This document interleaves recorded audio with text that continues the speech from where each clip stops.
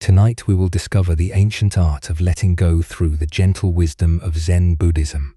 We will walk together through quiet teachings and simple stories of ordinary people who discovered extraordinary freedom. Before we begin, feel free to share what time it is and where you're listening from. You don't need to understand everything we explore together tonight. Just listen. Each tale is a doorway to the peace that comes when we stop fighting what life offers. Gently close your eyes if you haven't already. Let your breathing find its own rhythm as we journey together through these teachings. Let go of needing to remember everything or apply it perfectly. Simply receive what speaks to you and let the rest flow past like water in a stream. Relax, take a slow, deep breath, and let's begin our journey together.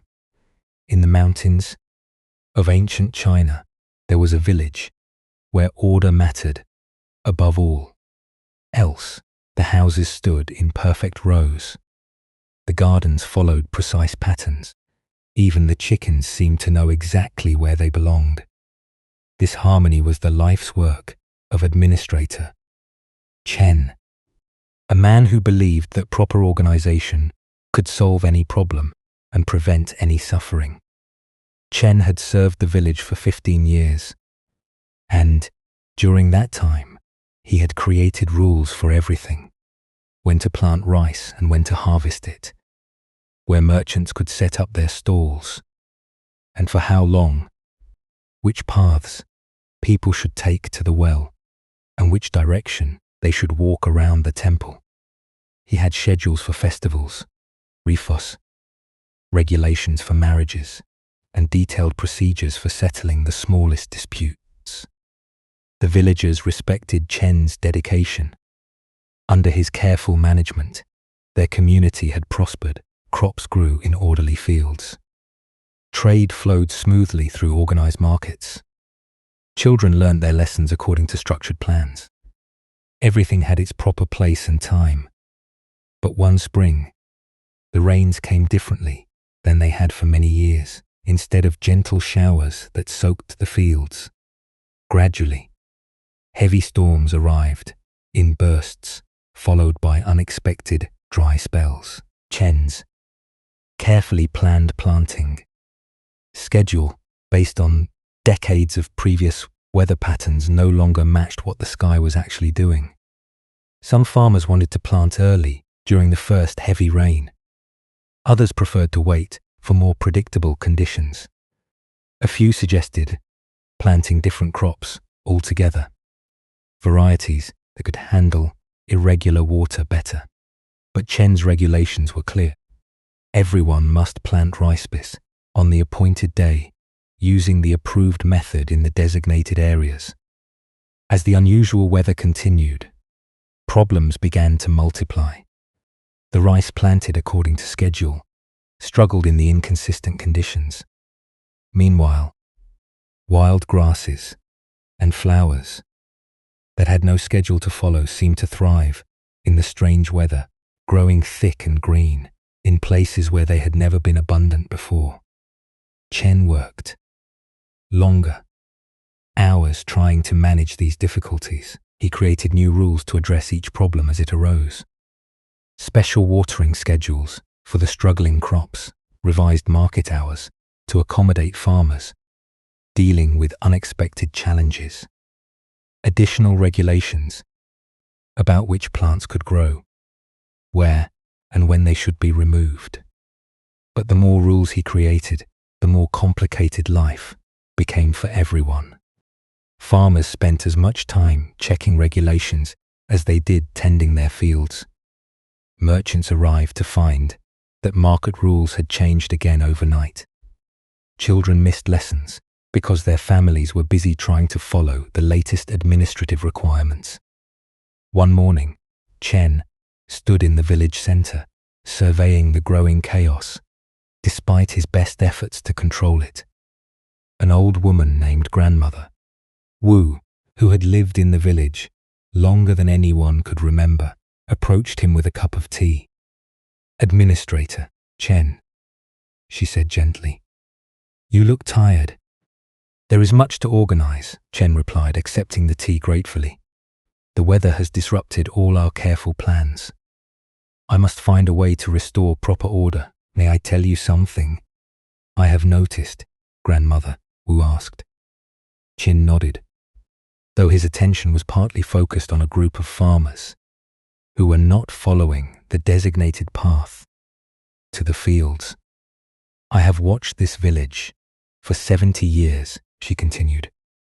I have seen many springs with unusual weather. Each time, the people and the land find their own way to work together. But this spring feels different. Different how? Usually when problems arise, people help each other figure out solutions. They share information about what is working and what is not. They try new approaches when old ones fail. But this spring, everyone keeps asking what the rules say instead of paying attention to what the land and weather are actually doing. Chen felt a flash of irritation. Without proper guidelines, people make poor decisions. They waste effort on approaches that have not been proven. Order prevents chaos. Does it, Grandmother? Wu asked softly. Look around. Is there more order now, or less than when the strange weather began? Chen looked more carefully at the scene before him. Despite all his additional regulations, the village did seem more chaotic than usual. People stood in confused groups, trying to understand the latest requirements. Farmers waited for official permission to take actions they knew were needed immediately. Children played in scattered, aimless ways because their usual activities had been disrupted by changing schedules. But without structure, everything would fall apart, Chen insisted. Perhaps, Grandmother Wu said. Or perhaps there are different kinds of order. The order that comes from rules imposed from outside, and the order that emerges when people respond naturally to changing conditions. She pointed to a corner of the village where Chen had recently forbidden people to gather because it interfered with his traffic flow plan. Do you see what is there now?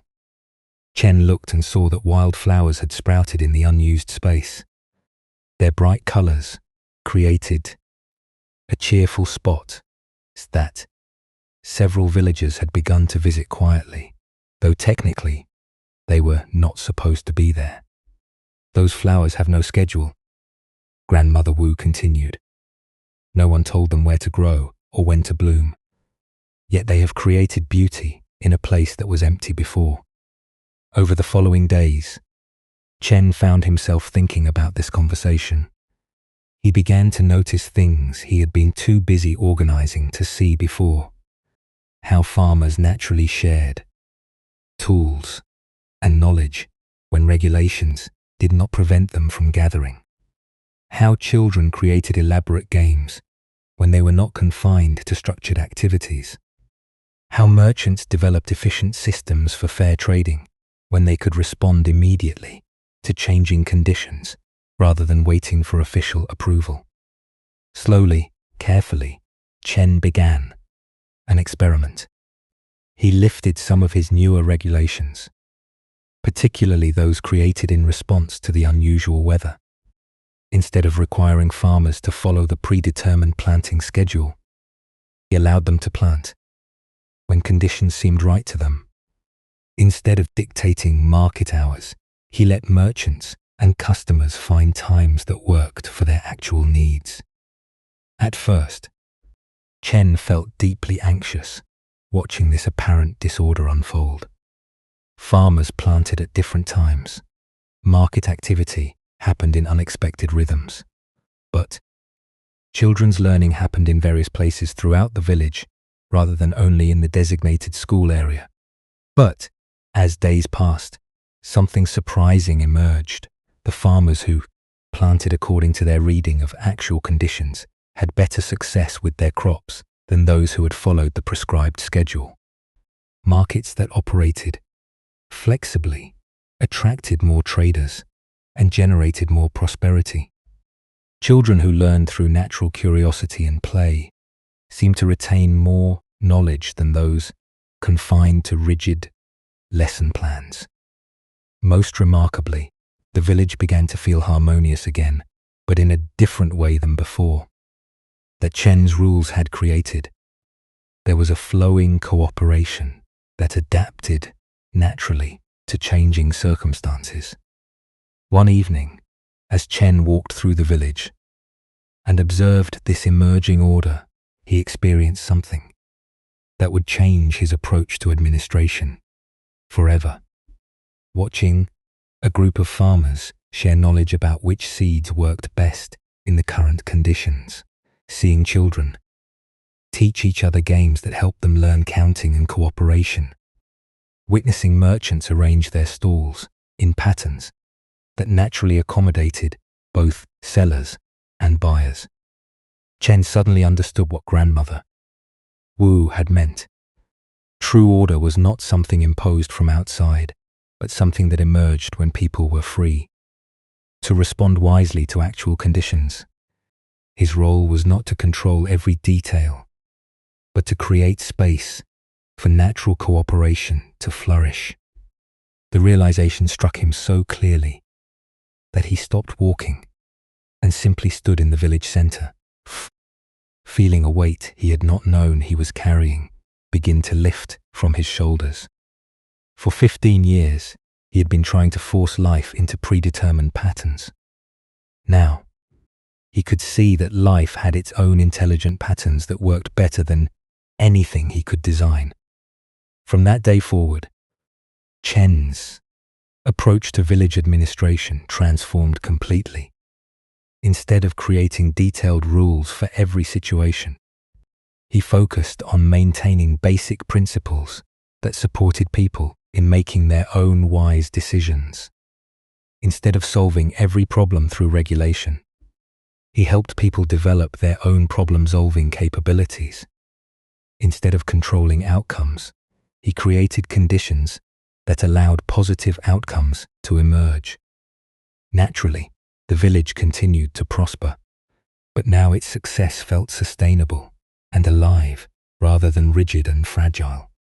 When new challenges arose, the community could adapt flexibly rather than waiting for administrative solutions.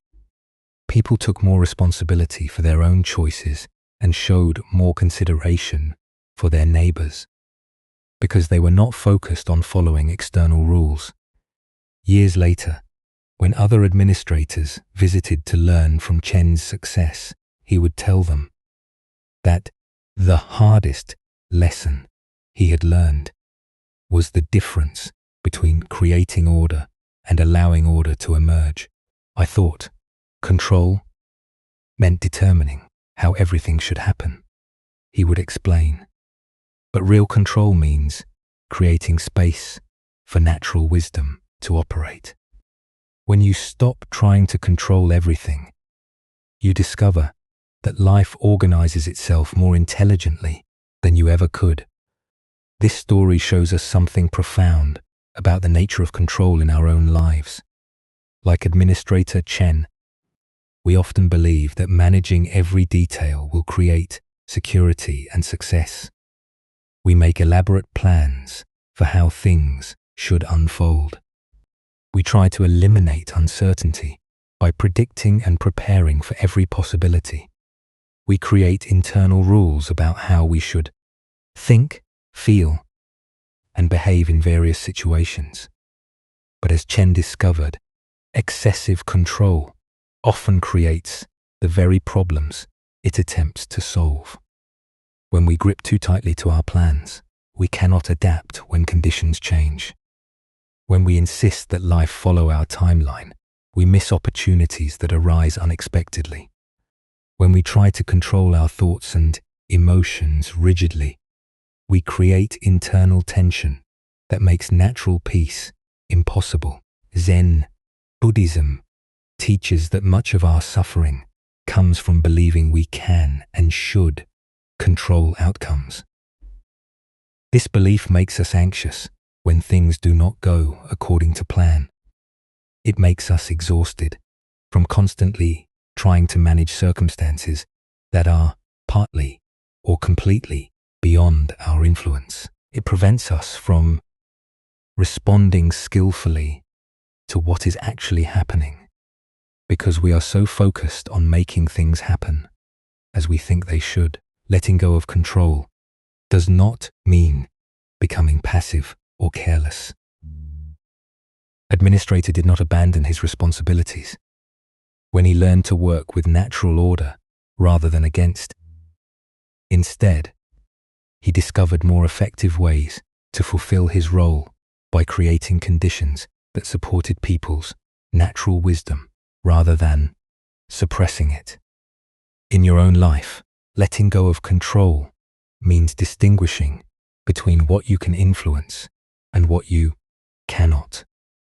You can choose your actions, but you cannot determine their outcomes. You can offer your best effort, but you cannot guarantee specific results. You can create conditions that support what you value, but you cannot force those values to manifest exactly as you envision. This recognition brings tremendous relief.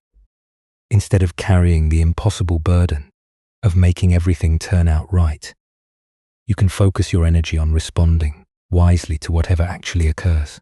Instead of fighting circumstances that have already happened, you can work skillfully with present conditions. Instead of demanding that uncertainty become certainty, you can learn to move forward confidently despite not knowing exactly what comes next. In another part of the mountains, there lived a potter named Queska, who had learned his craft from his father and grandfather. Before him, his family had been making ceramics for generations, creating bowls, cups, and vases that were valued throughout the region for their beauty and durability. Quesky took great pride in continuing this tradition and had spent years mastering the techniques passed through his lineage. But Quesky had developed an obsession with perfection that made his work increasingly difficult and frustrating. He would envision exactly how each piece should look before he began, planning every curve and proportion in precise detail. When the clay did not respond exactly as he intended, when a bowl's rim was slightly uneven, or a vase's shape was not perfectly symmetrical, he would often destroy his work and start over. His workshop was filled with fragments of broken pottery, pieces that had been close to completion but had failed to meet his exacting standards. Queska would spend entire days creating and destroying, growing more frustrated with each imperfect result. The clay itself seemed to resist his efforts to control it completely. Despite his skill and experience, the material would behave unpredictably. Sometimes it would be too soft, collapsing under the pressure of his precise shaping. Other times, it would be too stiff, cracking when he tried to form it into his predetermined vision. The humidity, the temperature, the clay's particular composition that day all affected how it responded to his touch. Quesk began to see the clay as his adversary, something to be conquered and forced into submission. He tried different techniques to gain more control, special tools that would give him more precise shaping ability, additives that would make the clay more predictable in its behavior, rigid schedules that would eliminate variables in temperature and humidity. But the more he tried to control every aspect of the process, the more his pottery seemed to lack life and soul. Even when he managed to create pieces that matched his mental plans exactly, they felt cold and lifeless compared to the warm, vital ceramics his father and grandfather had made. One day, a traveling monk named Brother Gishin arrived in the village and visited Quesky's workshop. He admired the technical skill evident in the completed pieces, but noticed the great pile of broken pottery fragments in the corner. "You must work very hard, brother," Jishin observed. "I see evidence of much effort here, too much effort for too little success," Kesuk replied bitterly. "The clay will not do what I want it to do. No matter how carefully I plan each piece, something always goes wrong." "May I watch you work?" the monk asked. Quesk agreed, though he felt self-conscious about his struggles. As he began shaping a new bowl, Brother Jishin observed quietly. Quesk's hands were tense with concentration. His jaw was tight with determination. Every movement was controlled and deliberate, trying to force the clay into the exact shape he had visualized. When the bowl's rim began to waver slightly from his intended perfect circle, Quesk's frustration became visible. His movements became more forceful, trying to correct the clay's deviation from his plan. The more he fought to control the shape, the more the clay seemed to resist, until finally the bowl collapsed entirely. "This always happens," Quazek said, staring at the ruined clay. "I can see exactly how it should look, but the material will not cooperate." Brother Jishin was quiet for a moment. Then he asked, "When you were learning this craft as a child, watching your father work, what did you notice about his hands?" Kuk thought back to those early memories. His hands moved very smoothly. He seemed to dance with the clay rather than fight it, but he was a master. He had earned the right to that ease through decades of experience. "And how did his finished pieces look compared to what you are trying to create?" This question made Cape pause. His father's bowls and vases had never been perfectly symmetrical. If you measured them precisely, you would find small variations, gentle irregularities that somehow made them more beautiful rather than less. They had a quality of life and warmth that Kesuk's technically perfect pieces lacked. They were beautiful, Quest admitted. "More beautiful than anything I make, even when I succeed in controlling the shape." "Exactly. What if the clay is not your enemy?" Brother Jashin suggested gently. "What if it is your partner in creating something that neither of you could make alone?" That afternoon, Questgage tried an experiment. Instead of beginning with a rigid mental image of how his pot should look, he simply placed his hands on the clay and began to feel its particular qualities that day. This clay was a bit softer than usual, with a texture that suggested it might want to flow in slightly curved forms rather than straight lines. Instead of forcing it into his predetermined design, Quesk allowed his hands to respond to what the clay seemed to offer. When it wanted to lean slightly to one side, instead of correcting it immediately, he explored whether that lean might create an interesting asymmetry. When the rim naturally formed into a shape that was different from what he had planned, he considered whether this new shape might be more beautiful than his original intention. For the first time in months, Quest found himself truly enjoying the process of pottery making. His shoulders relaxed, his breathing deepened, his hands moved with a fluidity he had not experienced since he became obsessed with perfect control. The bowl that emerged from this collaboration between potter and clay was unlike anything Kesuk had made before. It was not perfectly symmetrical, but its gentle irregularities gave it a quality of liveliness and grace. The rim had a subtle wave that made drinking from it a pleasure. The proportions were different from what he had planned, but they felt harmonious and natural. As Quesk lifted the completed bowl and felt its weight in his hands, something shifted profoundly in his understanding of his craft. He realized that his greatest creations would come not from imposing his will upon the clay, but from learning to dance with its natural properties. The clay had its own wisdom about form and function that could enhance rather than threaten his artistic vision. This moment of insight changed not only his pottery, but his entire approach to creative work. Instead of seeing materials as obstacles to overcome, he began to view them as collaborators with their own valuable contributions to make. Instead of demanding that his vision be realized exactly as conceived, he learned to allow his vision to evolve through interaction with the physical world. His pottery improved dramatically. Pieces that emerged from this collaborative approach had a quality of natural beauty that his controlled work had never achieved. They felt alive in the hands, comfortable to use, pleasing to look at from any angle.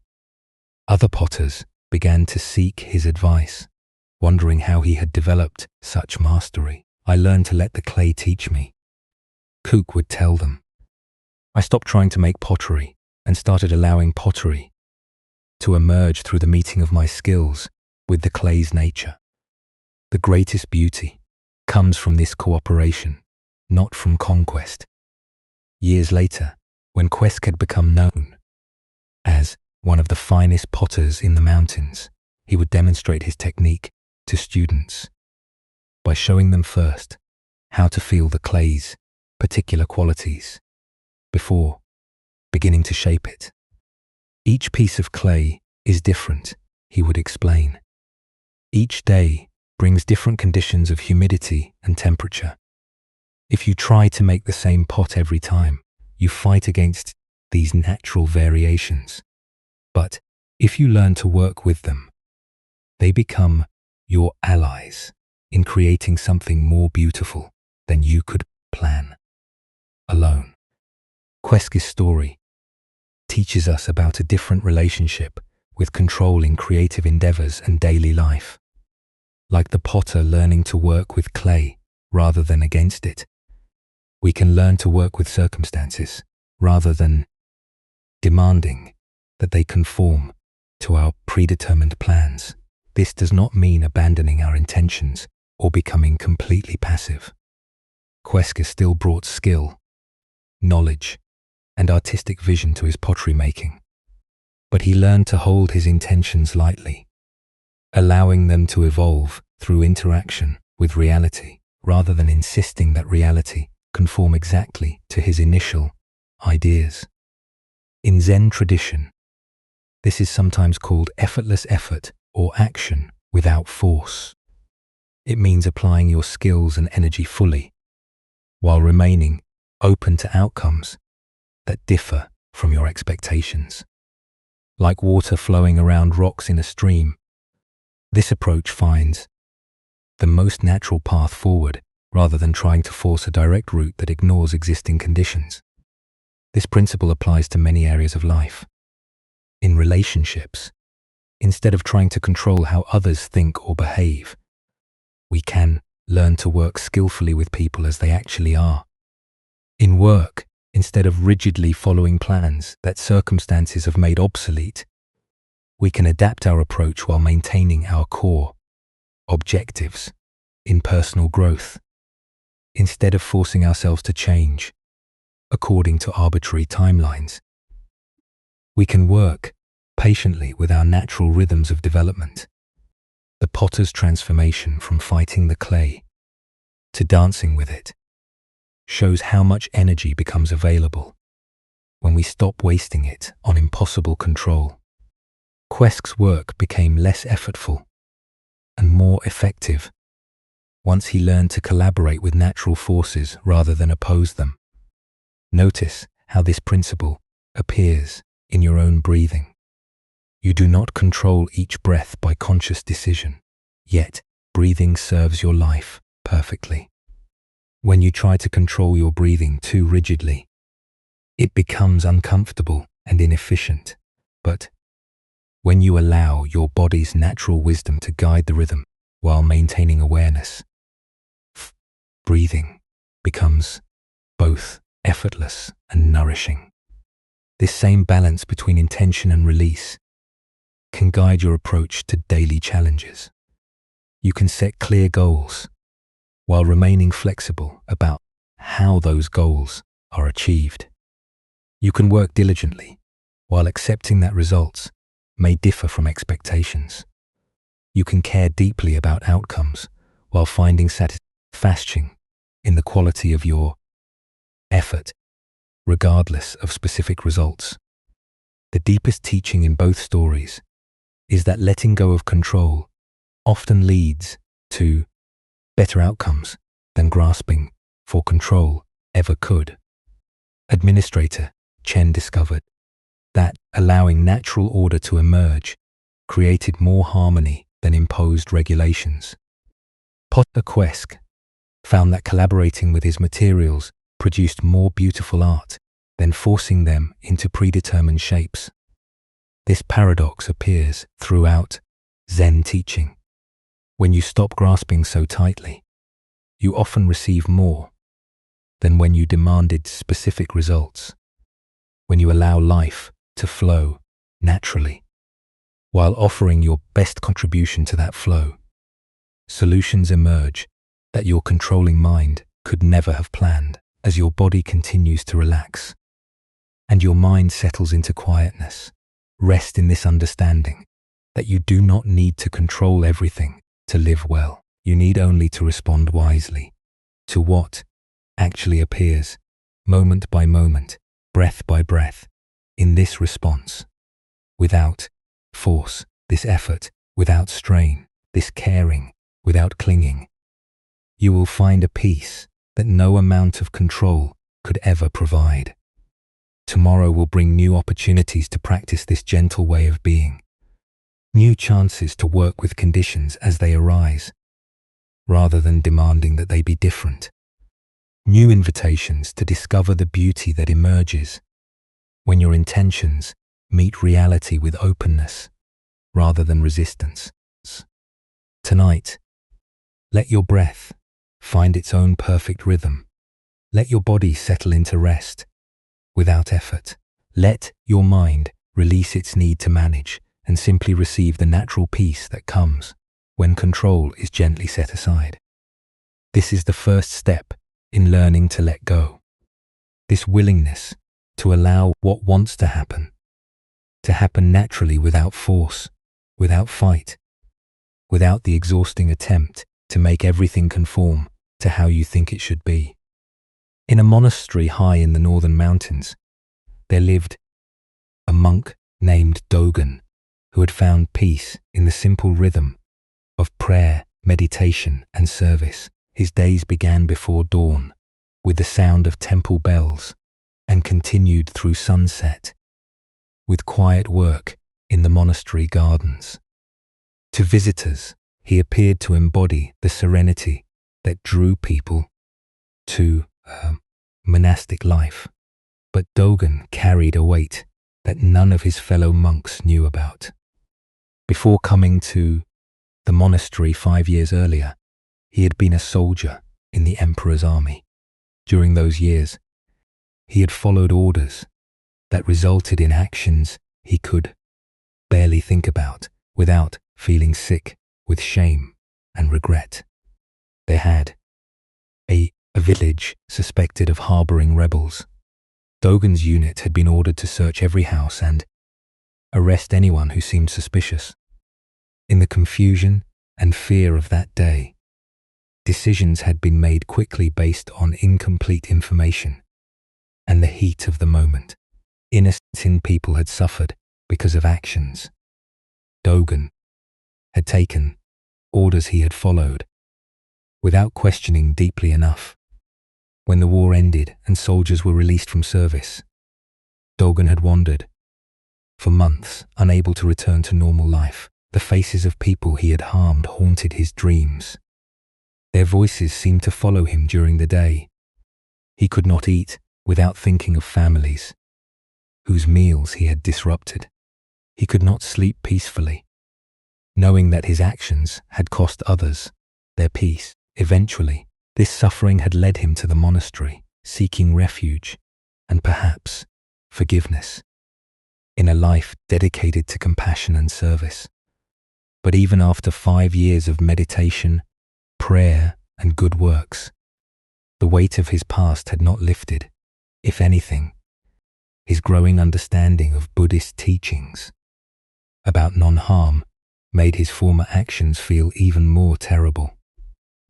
Dogen spent hours in meditation trying to find peace with his past, but instead of serenity, he often found himself reliving those painful scenes over and over. He would imagine what he should have done differently, how he could have questioned orders more courageously, how he might have protected innocent people better. These mental rehearsals of alternative histories brought no relief, only deeper anguish about opportunities for compassion that he had missed. His fellow monks began to notice that, despite his dedication to spiritual practice, Dogen seemed burdened rather than liberated by his life at the monastery.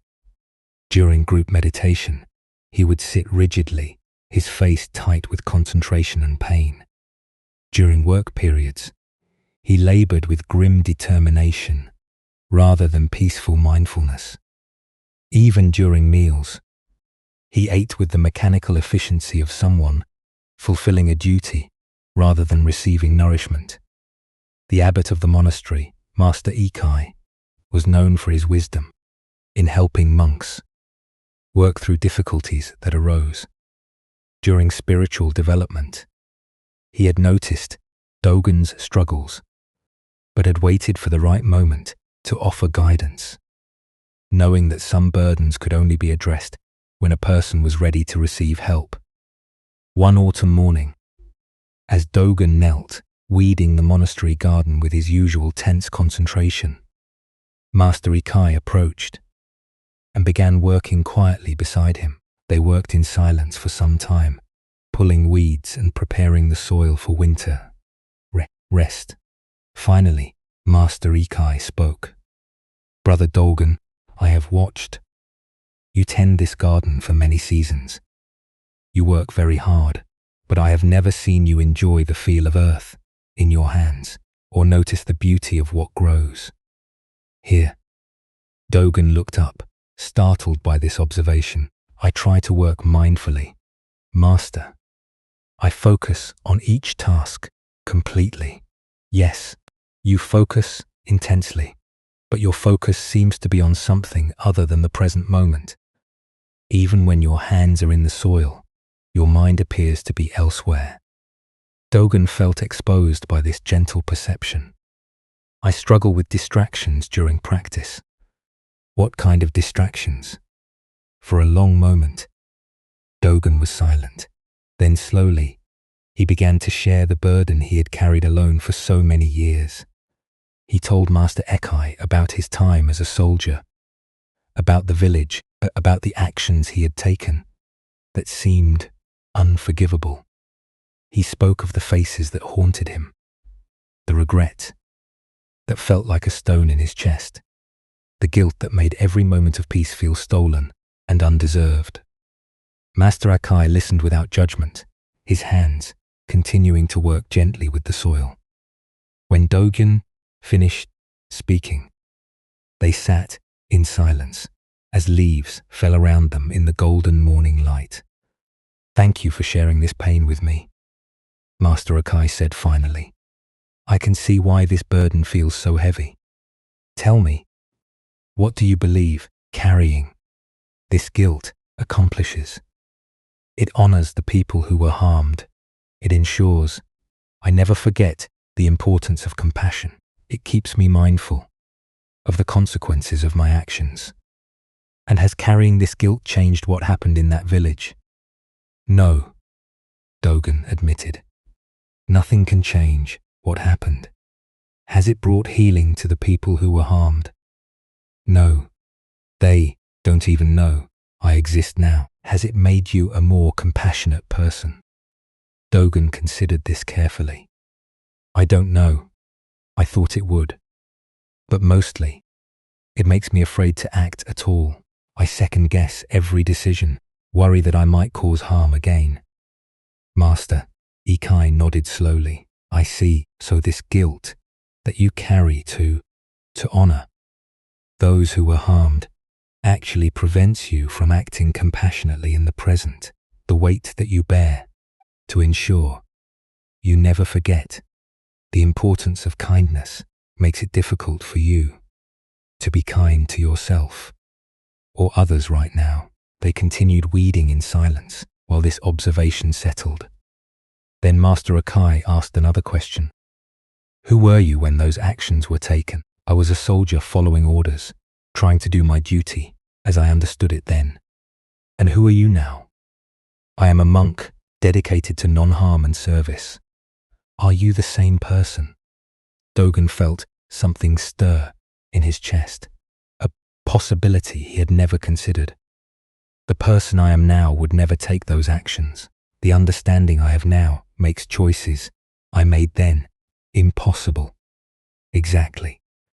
The man who sits here with me has been shaped by regret into someone who deeply values compassion.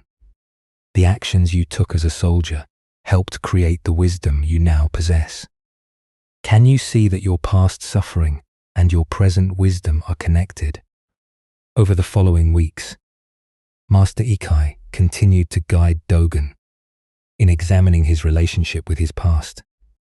They explored how regret could serve transformation without becoming a prison, how memory of past mistakes could inform present choices without paralyzing them, how acknowledging harm done could lead to dedication to preventing future harm without requiring eternal punishment. The past exists now only in your memory, Master Ikai explained during one of their conversations.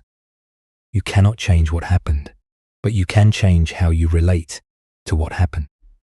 You can carry the lessons without carrying the burden. This distinction gradually began to transform Dogen's experience of his past. Instead of replaying scenes of what went wrong with self-torture, he began to examine what those experiences had taught him about the importance of questioning authority, protecting the vulnerable, and thinking deeply about the consequences of actions. Instead of using his guilt as proof that he was irredeemably bad, he began to see his capacity for remorse as evidence of moral development. Instead of believing that peace was something he did not deserve, he began to understand that cultivating peace in himself was one way to honor those who had been deprived of peace by his past actions. One morning, several months after his conversation with Master Ikai, Dogen was again working in the monastery garden when he experienced something that would complete his transformation. As he knelt, planting seeds for the spring garden, feeling the cool earth and smelling the rich scent of composted leaves, he suddenly found himself fully present in the moment for the first time in years. The weight he had carried for so long was still there, but it had transformed from a crushing burden into something more like rich soil. His past experiences, including the painful ones, had become the ground from which his current compassion could grow. He could feel genuine love for the earth in his hands, sincere care for the seeds he was planting, authentic peace in the simple act of nurturing new life.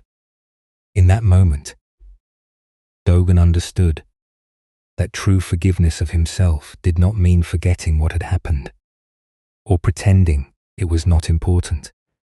It meant allowing his past mistakes to serve his present dedication to kindness. The pain he had experienced because of actions he regretted had opened his heart to understanding the pain of others. The guilt that had once paralyzed him had motivated him to live differently. From that day forward, Dogen's practice transformed. His meditation became peaceful rather than tormented. His work in the garden became a source of joy rather than grim duty. His interactions with fellow monks and visitors became warm and natural rather than self-conscious and withdrawn.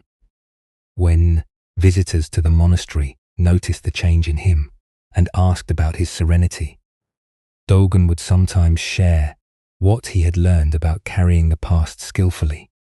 Regret can be a teacher or a prison, he would say, when we use our mistakes to torment ourselves endlessly. We waste the lessons they offer. But when we allow our past pain to deepen our present compassion, our worst experiences can become sources of wisdom. In another part of the mountains, there lived a merchant named Fujiwara who had spent 30 years building what he considered a perfect life. Through careful planning, hard work, and strategic thinking, he had accumulated substantial wealth, earned respect in his community, and created a comfortable existence for his family. Fujiwara owned the largest trading business in his region, with warehouses full of goods, reliable relationships with suppliers and customers, and enough saved wealth to ensure security for generations. His house was filled with beautiful objects collected during years of successful trading. His children attended the best schools and expected to inherit both wealth and social position. More than his possessions, Fujiwara was proud of his identity as a successful businessman. He took satisfaction in being known as someone who could solve problems, negotiate fair deals, and provide good lives for his family and employees.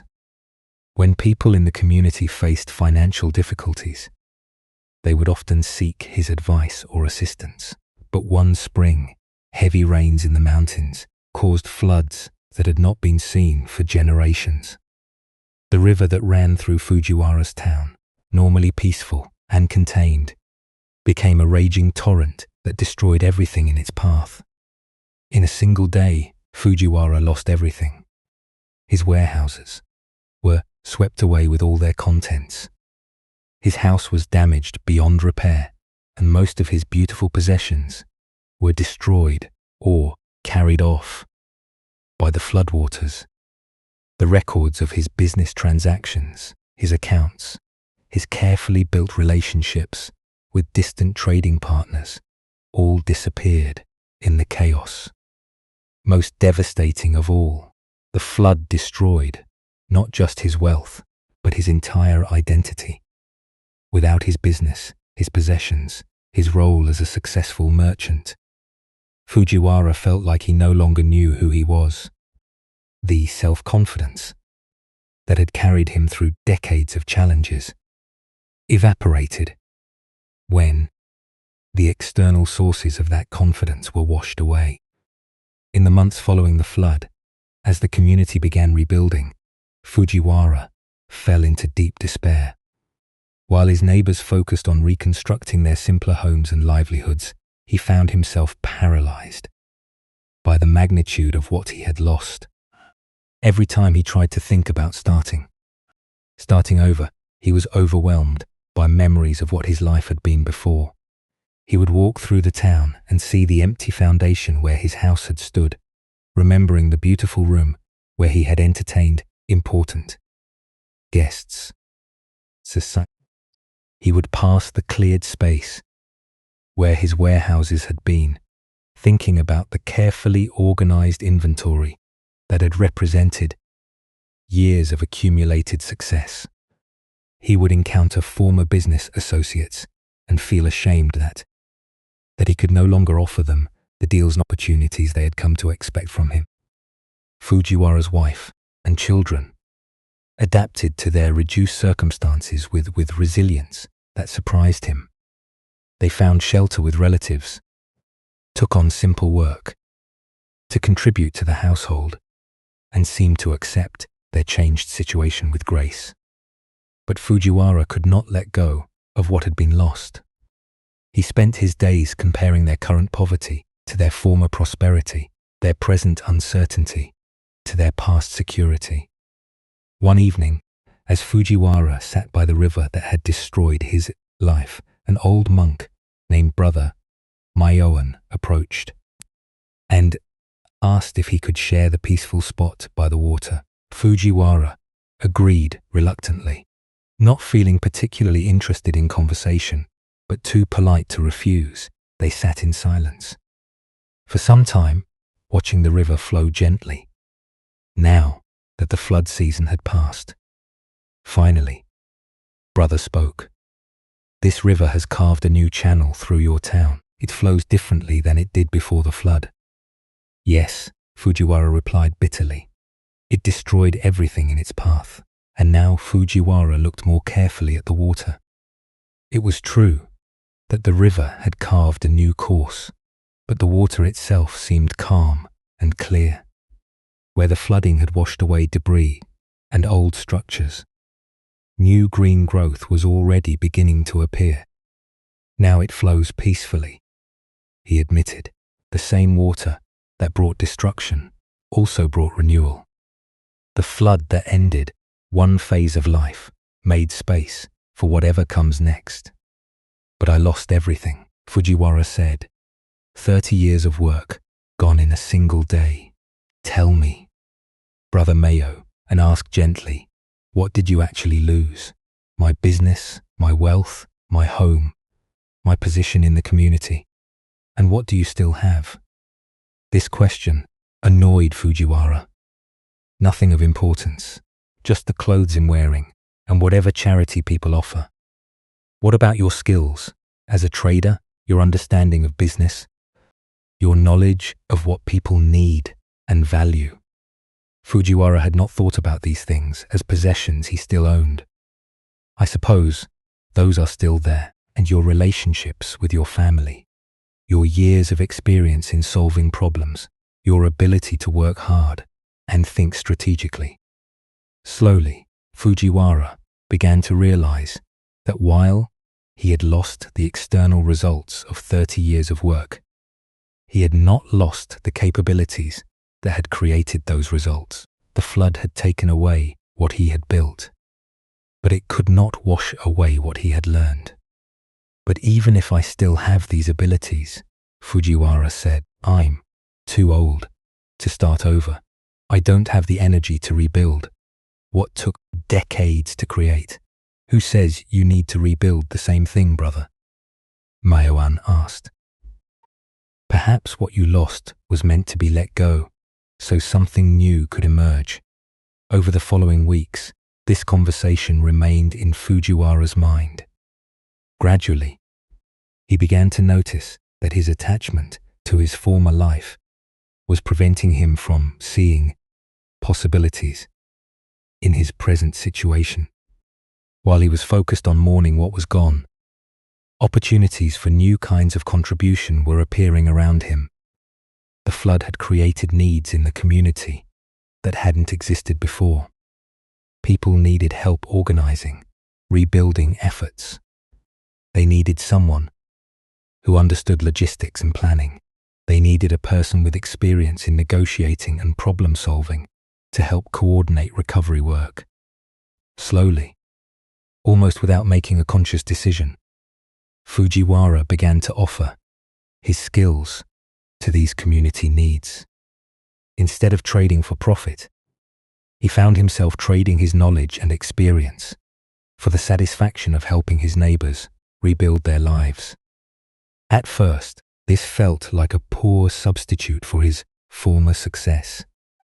But as weeks passed, Fujiwara discovered something unexpected. Working to help others recover from the disaster brought him a sense of purpose and satisfaction that his personal wealth accumulation had never provided. One morning, as he was helping organize the rebuilding of the community market, Fujiwara realized that he was genuinely happy for the first time since the flood. Not happy in the way he had been when business was prosperous, but happy in a deeper, more peaceful way that did not depend on external circumstances. The work he was doing now used the same skills he had developed as a merchant, but directed toward community benefit rather than personal gain. The recognition he received from neighbors was based on his helpfulness rather than his wealth. The security he felt came from knowing he could contribute meaningfully, regardless of what he owned. In that moment of realization, Fujiwara experienced a profound letting go. He released his attachment to the identity of successful merchant and discovered, underneath it, a more essential identity of useful person. He let go of defining himself by what he possessed and found a definition based on what he could offer. The flood had forced him to lose everything external, but in losing those things, he had found something internal that could never be washed away by any disaster. His capacity to contribute, to solve problems, to care about others' well-being, these were possessions that no flood could destroy. Years later, when young merchants would ask Fujiwara for advice about building wealth and security, he would tell them about the flood that had been both the worst and best thing that ever happened to him. I thought security came from accumulating things that could be lost, he would explain, but real security comes from developing capabilities that can never be taken away. I thought identity came from what I owned, but I discovered it comes from what I can offer. The flood took away everything I thought I needed and revealed everything I actually need. These two stories teach us profound truths about releasing our attachment to the past, whether that past contains actions we regret or achievements we have lost.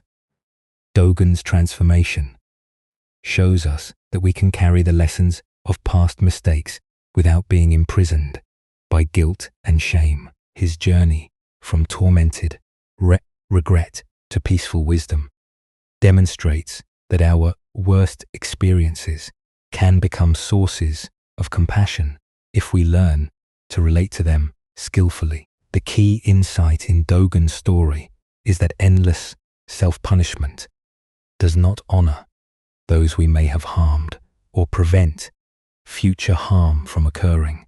In fact, being paralyzed by guilt often prevents us from acting compassionately in the present. True amends for past mistakes come through allowing those mistakes to teach us how to live more wisely.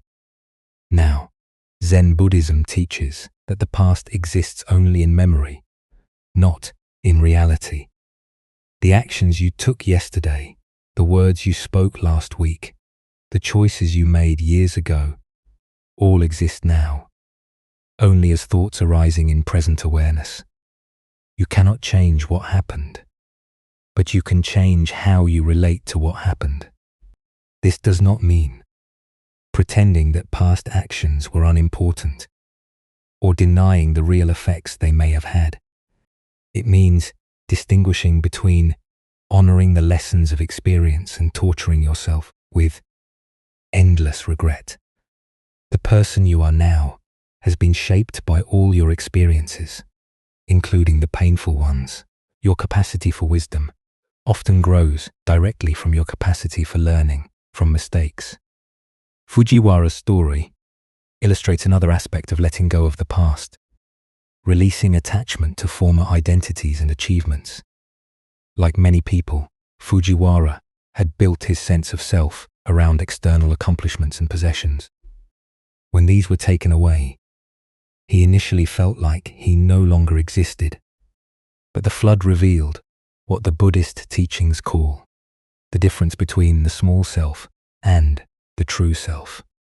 The small self consists of roles, possessions, achievements, and social positions. The true self includes the deeper capabilities, wisdom, and capacity for love that exist independent of external circumstances. When Fujiwara learned to let go of defining himself by what he had accumulated and discovered his identity in what he could contribute. He found a sense of security and satisfaction that no external loss could threaten. This is the freedom that comes from loosening our attachment to past achievements and identities. Many people live as prisoners of their own past success, feeling obligated to maintain identities and lifestyles that no longer serve them. Others remain trapped by past failures, believing that mistakes define their worth permanently. Both forms of attachment to the past prevent us from responding freely to present opportunities. The wisdom in both stories is that the past can inform the present without controlling it. Dogen learned to let his past mistakes inform his present commitment to compassion, without allowing guilt to paralyze his ability to act compassionately. Fujiwara learned to let his past success inform his present service, without being trapped by the need to recreate former achievements. In your own life, notice where attachment to the past may be limiting your freedom in the present. Are there regrets you carry that have become more burdensome than instructive? Are there past achievements you cling to that prevent you from growing in new directions? Are there former identities you maintain that no longer serve your actual development? Letting go of the past does not mean losing the valuable lessons it has taught you. It means carrying those lessons lightly, as wisdom rather than burden. It means allowing what you have learned from experience to guide present choices without demanding that the present recreate or fix the past. As your breathing naturally deepens and your body settles into rest, notice how each exhale naturally releases what is no longer needed. Your lungs do not hold on to yesterday's breath, they let it go completely to make space for fresh air to enter. This same natural rhythm of release and renewal can guide your relationship with past experiences. What no longer serves, you can be exhaled gently. What nourishes your present wisdom can be retained without grasping. Each moment offers a fresh opportunity to respond to life from what you have learned, rather than from what you regret or miss. The past has brought you to this present moment. It has taught you valuable lessons about compassion, resilience, and what truly matters. Honor those lessons by allowing them to guide you toward greater freedom and peace. Let go of what cannot be changed. Embrace what can still unfold. Rest in the understanding that who you are now includes all you have experienced without being limited by any of it. Tomorrow offers new chances to apply the wisdom your past has taught you. New opportunities to choose compassion over regret, service over self-pity, presence over nostalgia. Tonight, let the past rest in memory where it belongs, while your heart remains open to whatever wants to emerge in the continuing flow of life. In a prosperous market town, there lived a tea merchant named Noru, who had built what appeared to be a successful business over many years. His shop occupied a prime location on the main street, and his customers included some of the wealthiest and most influential people in the community. Noru took great pride in being known as someone who understood quality and could provide exactly what discriminating customers desired. But Noru's success came at a hidden cost that was consuming his peace and authenticity. Over the years, he had gradually shaped his entire business around what he believed would impress his customers rather than what he genuinely thought would serve them best. He stocked teas that were fashionable rather than teas he personally found most satisfying. He decorated his shop according to current trends rather than his own aesthetic preferences. He even trained himself to speak and behave in ways that he thought would create the right impression with important customers.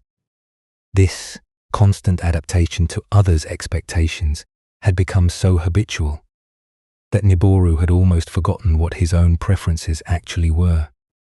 When he tasted different teas, his first thought was not whether he enjoyed them, but whether they would appeal to customers who expected him to stock only the finest varieties. When he arranged his shop displays, he chose items not for their beauty or functionality, but for their ability to signal sophistication and good taste to visitors. The exhausting effort of maintaining this carefully constructed image began to affect every aspect of Nu's life. He found himself changing his opinions about various topics, depending on which customers he was speaking with. He would praise certain tea ceremonies when talking to traditional customers, then criticize those same ceremonies when speaking with people who preferred modern approaches. He would express enthusiasm for expensive imports when serving wealthy clients, then complain about the excessive cost of foreign goods when talking to more modest customers. This constant shifting of positions to match what he thought others wanted to hear made conversations feel performative rather than genuine. No began to feel like he was acting a role rather than expressing himself honestly. Worse, he started to doubt his own judgment about tea, about business, and about what truly mattered to him personally. The strain of this performance became particularly evident during a busy festival season when many visitors came to town, and his shop was constantly full of potential customers. Now found himself agreeing with contradictory opinions expressed by different people within the same hour. When one customer praised a particular type of tea ceremony as the height of refinement, Noru enthusiastically agreed. When the next customer criticized that same ceremony as pretentious and outdated, Noru nodded along with equal enthusiasm. One afternoon, after a particularly exhausting day of shifting his expressed opinions to match various customers' preferences, Noru realized he could no longer remember what he actually thought about topics he had once felt passionate about. His genuine preferences had been buried under layers of calculated responses designed to please others. That evening, feeling confused and depleted, Noru closed his shop early and walked to a small temple on the outskirts of town, where he sometimes went to find quiet when business pressures became overwhelming. As he sat in the peaceful garden, trying to sort through his tangled thoughts, an elderly monk named Brother Rio approached and asked if he could share the bench. They sat in comfortable silence for some time, watching the sun set behind the mountains. Finally, Brother Rio spoke quietly. "You seem troubled, friend. Is there something weighing on your mind?" "No." Boru found himself sharing his confusion about his business, his customers, and his own lost sense of authentic preference. He described how trying to please everyone had left him uncertain about his own opinions on topics he had once understood clearly. "I used to love tea," Noru said. "I used to have strong feelings about which varieties were truly exceptional and which ceremonies brought out the best qualities in different blends. But now I find myself praising whatever I think each customer wants to hear. I've lost touch with my own taste." "Brother," Rio listened thoughtfully. When Naboru finished speaking, the monk asked a simple question that cut to the heart of the matter. "When you started your tea business, what drew you to this work?" "No." Boru had to think back many years to remember. "I loved sharing good tea with people. I enjoyed helping them discover flavors and ceremonies that brought them pleasure and peace. I felt excited about connecting people with teas that matched their genuine preferences. And do you still help people discover what truly brings them pleasure? This question made Noru pause. He realized that in his efforts to impress customers with his sophisticated knowledge, he had stopped asking them what they actually enjoyed. Instead of helping them explore their own tastes, he had been trying to convince them to appreciate whatever he thought would make him seem knowledgeable and successful. I think I've been more focused on demonstrating my expertise than on serving their real needs.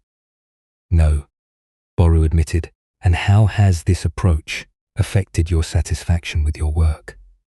It's made everything feel false and exhausting. Even when customers praise my knowledge or buy expensive teas, I don't feel genuinely satisfied because I know in performing rather than sharing something I truly believe in. Brother Rio was quiet for a moment, watching leaves fall in the temple garden. Then he asked another penetrating question. If you were the only person who would ever know about the quality of tea you served, how would you run your business?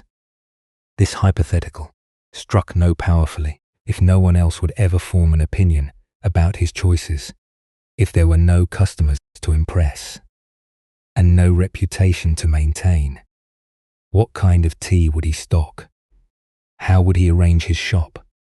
What kind of service would he offer? As he considered these questions, Noru began to reconnect with preferences and values he had not consulted in years. He realized that if he were serving tea only for his own satisfaction, he would choose varieties based on their actual quality and character, rather than their fashionable reputation. He would create a shop environment that felt welcoming and authentic rather than impressive. He would focus on understanding each customer's genuine preferences rather than trying to shape their opinions to match current trends. Over the following weeks, Noru gradually began to restructure his business around his rediscovered authentic preferences rather than his assumptions about what would impress others. This process required courage, as it meant risking the disapproval of customers who had become accustomed to his agreeable adaptability. He started offering tea varieties that he personally found exceptional, even when they were less fashionable than what other merchants were promoting. He rearranged his shop to reflect his own aesthetic sensibilities rather than current decorating trends. Most importantly, he began asking customers about their own taste preferences and guiding them toward teas that matched what they actually enjoyed rather than what he thought they should appreciate. The results of this transformation surprised No. Rather than losing customers because he was no longer trying to please everyone, he began attracting people who appreciated his authentic expertise and genuine recommendations. His conversations with customers became more satisfying because they were based on honest exchange rather than calculated performance. One morning, several months after his conversation with Brother Rio, a long-time customer made an observation that confirmed Noru's transformation. Your recommendations have become much more helpful lately, the customer said. You seem to really understand what I enjoy, and the teas you suggest always suit my taste perfectly. No. Boru realized that by focusing on serving customers' genuine needs rather than managing their opinions of him, he had become more effective at his actual work. When he stopped performing expertise and started sharing authentic knowledge, people trusted his guidance more completely. The deeper change was in Noru's own relationship with his work. Tea tasting became enjoyable again because he was evaluating flavors according to his genuine palate rather than trying to figure out the correct opinion to express. Business decisions became clearer because they were based on his authentic values rather than calculations about what would create the best impression. Years later, when Nu had become known throughout the region for his honest expertise and exceptional tea selection, he would reflect on the transformation that began with Brother Ross. Simple questions. I learned that trying to please everyone actually serves no one well. He would tell younger merchants who sought his advice, when you lose touch with your own authentic judgment, you have nothing genuine to offer others. But when you serve from your true understanding and sincere care, people sense that authenticity and trust your guidance. Noara's story reveals something profound about how the need for others' approval can undermine the very qualities it seeks to demonstrate. The tea merchant discovered that trying to manage others' opinions actually prevented him from developing authentic expertise and genuine service. The tea merchant's transformation shows how being controlled by customers' opinions had disconnected him from the authentic knowledge and passion that made him genuinely valuable as a guide to quality tea. When he stopped performing expertise and started sharing real understanding, his service improved and his satisfaction with work returned. Noara's story points to an essential insight. Authentic development in any area requires the freedom to be honestly where you are, rather than pretending to be where you think others expect you to be.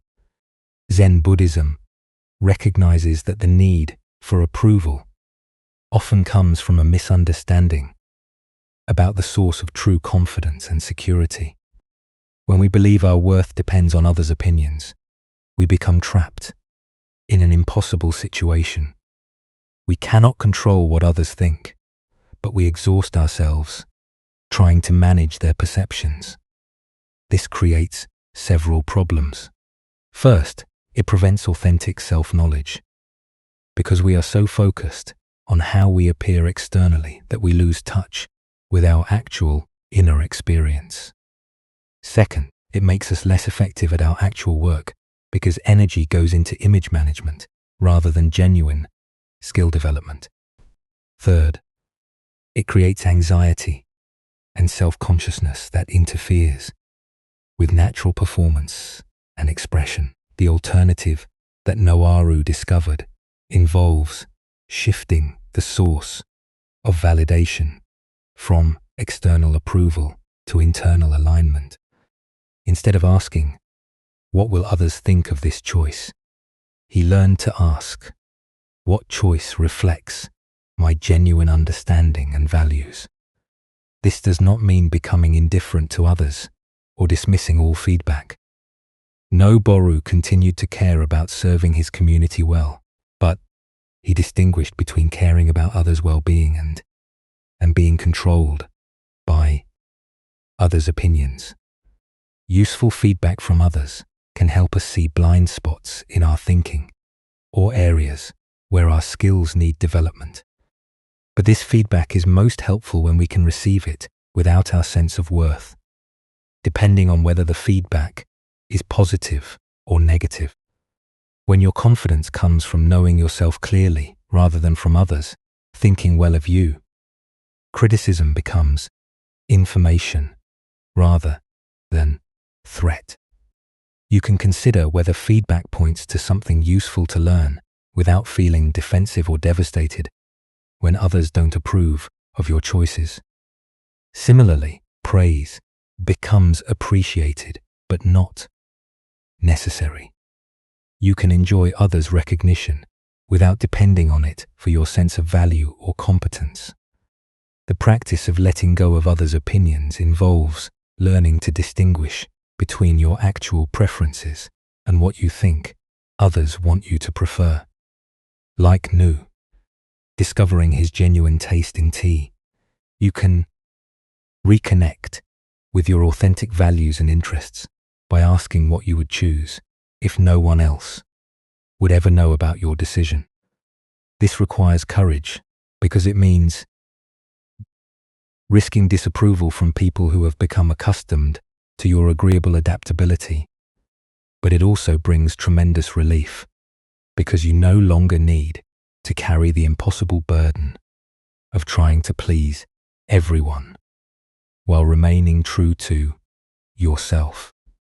In any area of development, authenticity is essential for genuine progress.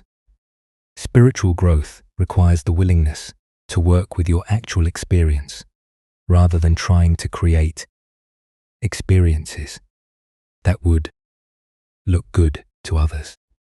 The deepest freedom comes from understanding that you cannot control others' opinions and do not need to control them. People will think what they think based on their own conditioning, preferences, and limited information about your situation. Their opinions reflect their perspective more than your actual worth or competence. When you stop trying to manage others' perceptions and start focusing on developing your authentic capabilities and living according to your genuine values, something remarkable happens. People often respond more positively to authenticity than they ever did to your efforts to please them. This happens because authenticity is attractive and trustworthy in ways that performance cannot match. When others sense that you are being genuine rather than calculating, they feel more comfortable being genuine themselves. When they see that you have clear values and preferences, they trust your judgment more than when you seem to shift positions based on what you think they want to hear.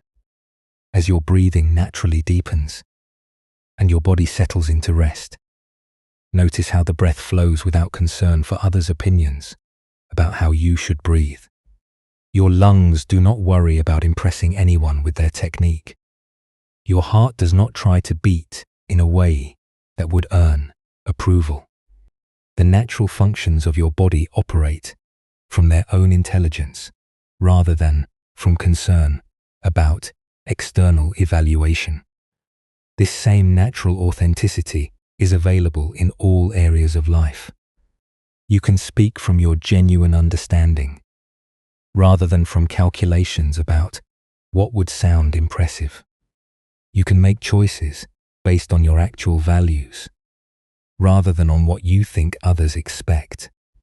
You can develop your capabilities according to your real interests rather than according to what would create the best impression. The peace that comes from this authenticity is deeper and more stable than any satisfaction that comes from others' approval. External approval feels good temporarily, but requires constant maintenance and can be withdrawn at any time. Internal alignment with your genuine values and authentic development creates a sense of rightness that persists regardless of others' changing opinions. Tomorrow will bring new opportunities to practice this freedom from others' opinions. New chances to choose authenticity over performance, genuine development over impressive appearance, internal validation over external approval. Tonight, rest in the understanding determined by what others think about you. Your value comes from your capacity for awareness, growth, compassion, and authentic contribution to life. These qualities develop through honest engagement with your experience, not through managing your image. Let go of the exhausting effort to control others' perceptions. Trust that being genuinely yourself serves both your own development and your ability to contribute meaningfully to others' lives. In this trust, in this authenticity, in this freedom from the prison of seeking approval, you will find a peace that no opinion can disturb and a confidence that no criticism can destroy. In a valley known for its fertile soil, there lived a farmer named Ichiro, who had inherited his land from his father and grandfather before him form. For 15 years, he had worked the same fields growing rice that fed his family and provided surplus to sell in the nearby market town. His neighbors considered him knowledgeable and successful, often seeking his advice about timing and techniques for their own crops. But beneath Ichiro's competent exterior, anxiety churned like a restless wind.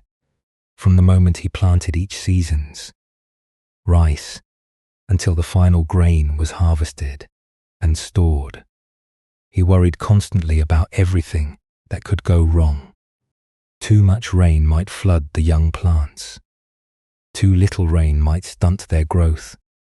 Insects might arrive in swarms to devour the green shoots. Disease might spread through the fields. Early frost might kill the crop before it could mature.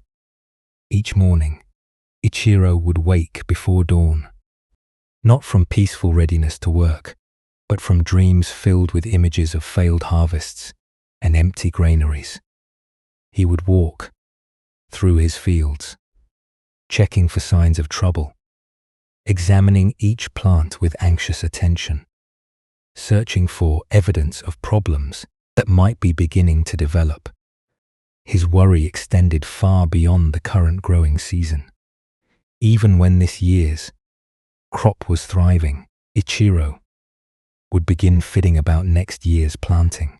What if the weather patterns changed? What if pests developed resistance to his protective measures? What if market prices fell and his usual income could not support his family? What if his aging body could no longer handle the demanding physical work of farming? These concerns multiplied endlessly in his mind. If next year's harvest failed, how would he feed his children? If his income dropped, how could he maintain his house and equipment? If he became too old to farm, who would care for the land his family had tended for generations? Each worry spawned additional worries, creating an ever-expanding web of anxiety about possibilities that existed only in his imagination. Ichiro's preoccupation with future troubles began to interfere with his present effectiveness. While walking through his fields, instead of noticing what his crops actually needed, today he was mentally rehearsing responses to problems that might arise next month. While working, instead of being fully present with the task at hand, he was calculating and recalculating how various imagined disasters might affect his family's security. His wife and children noticed that even during good times, when crops were healthy and prospects looked favorable, Ichiro seemed unable to enjoy their abundance. At dinner, when they expressed gratitude for the day's work and the food on their table, he would remind them that next season's success was not guaranteed. When neighbors complimented his thriving fields, he would immediately mention all the threats that could still destroy the harvest. The constant anxiety was exhausting for Ichiro and difficult for his family to witness. His children began to feel that their father saw farming as a series of potential disasters rather than a way of participating in the natural cycles of growth and harvest. His wife worried that his fear of future problems was preventing him from appreciating present blessings. One autumn, an elderly monk named Brother Kosho visited the valley during the harvest season. He was traveling between monasteries and asked if he could help with farm work in exchange for meals and a place to sleep. Ichiro agreed, partly from generosity and partly because extra hands were always welcome during the busy harvest time. Brother Kosho worked alongside Ichiro for several days, moving quietly through the fields with steady, unhurried attention. He seemed to notice everything about the immediate work, the weight of the rice stalks, the texture of the soil, the quality of the grain they were gathering. But he showed no anxiety about the work, no rushed urgency to finish quickly. On the third day, as they paused to rest in the shade, during the hottest part of the afternoon, Brother Kosho made an observation that surprised Ichiro. "You have produced a magnificent harvest this year. The grain is healthy and abundant, yet you work as if disaster were imminent." Ichiro felt defensive. A farmer must always be alert to problems. There are so many things that can go wrong. Indeed, there are. Tell me, what specific problem are you watching for right now? Ichiro looked around the field where they were working. The harvest was proceeding smoothly. The weather was perfect for gathering grain. No pests were visible. No disease was evident. The immediate present moment contained no actual problems. "Well, not right now specifically," Ichiro admitted. "But next year's planting season could bring many difficulties. And when next year's planting season arrives, will you be present to address whatever challenges it brings?" "Of course." "So, you are spending today's energy worrying about problems you will handle tomorrow if they occur?" This question stopped Ichiro short. He had never thought about it quite this way. "I suppose so." "Yes." Brother Kosho was quiet for a moment, watching a bird land on a nearby fence post and then fly away. "I noticed that bird does not seem worried about where tomorrow's food will come from. Yet it appears well-fed and healthy. But birds are different from humans. They don't have to plan ahead or take responsibility for their families." "True. But tell me, does your worry about next year's challenges help you prepare for them more effectively?" Ichiro considered this carefully. Most of his anxiety was not about practical preparation. He did plan ahead, researching better farming techniques, saving seeds from his best plants, maintaining his tools and equipment. But the worry that kept him awake at night and distracted him during the day was not productive planning. It was simply mental rehearsal of feared scenarios over which he had little control. "I suppose most of my worry doesn't actually help me prepare," he admitted reluctantly. "It just makes me feel like I'm doing something about uncertainties." "And how do you feel when you spend your energy this way?" "Tired, anxious, sometimes. I can barely enjoy good times because I'm so focused on how they might end." Brother Kosho nodded, understanding. "Would you like to learn a different way to think about the future?" Over the remaining days of harvest, Brother Kosho shared with Ichiro a perspective on time and planning that gradually began to transform the farmer's relationship with uncertainty. "The future exists only in imagination," the monk explained as they worked together. "When tomorrow arrives, it will be today. Next year, when it comes, will be this year. You will always meet challenges in the present moment, never in some imagined future time." This insight began to shift something in Ikroltunk's thinking. He realized that he had been living as if the future were a separate realm where problems would be more difficult to handle than they were in present reality. But actually, he would face future challenges with the same capabilities, the same immediate attention, the same ability to respond skillfully that he possessed right now. "Prudent planning serves the future," Brother Kosto continued, "but anxious worrying serves nothing. Planning means taking wise action today to prepare for likely possibilities. Worrying means suffering today about possibilities that may never occur." Ichiro began to understand the difference. Saving high-quality seeds for next year's planting was planning. Lying awake, imagining crop failures, was worrying. Learning new farming techniques was planning. Rehearsing mental scenarios of financial ruin was worrying. Maintaining tools and equipment was planning. Constantly calculating how various disasters might unfold was worrying. The monk taught Ichiro a simple practice for distinguishing between helpful preparation and useless anxiety. When you notice your mind turning toward future concerns, Brother Kosho suggested, ask yourself 2 questions. First, is there some specific action I can take today to address this concern? Is this concern about something likely to happen or just something possible to imagine? If there was useful action to take today, Ichiro learned to take it and then release the worry.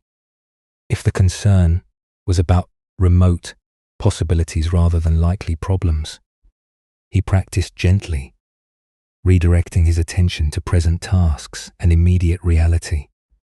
This practice did not eliminate Ichiro-Tunk's natural prudence and responsibility as a farmer. He continued to plan carefully, prepare for seasonal changes, and learn better methods for growing crops. But the constant underlying anxiety about everything that could go wrong began to fade. One morning, several weeks after Brother Kosho had continued his journey, Ichiro woke before dawn as usual and walked out to check his fields. But instead of anxiously searching for signs of potential problems, he found himself simply appreciating the beauty of the early morning light on the empty fields where next year's crops would grow. He realized that he felt peaceful in a way he had not experienced for years, not because the uncertainties of farming had disappeared, but because he had learned to carry those uncertainties lightly. He could acknowledge that next year might bring challenges while trusting his ability to meet those challenges when they actually arrived.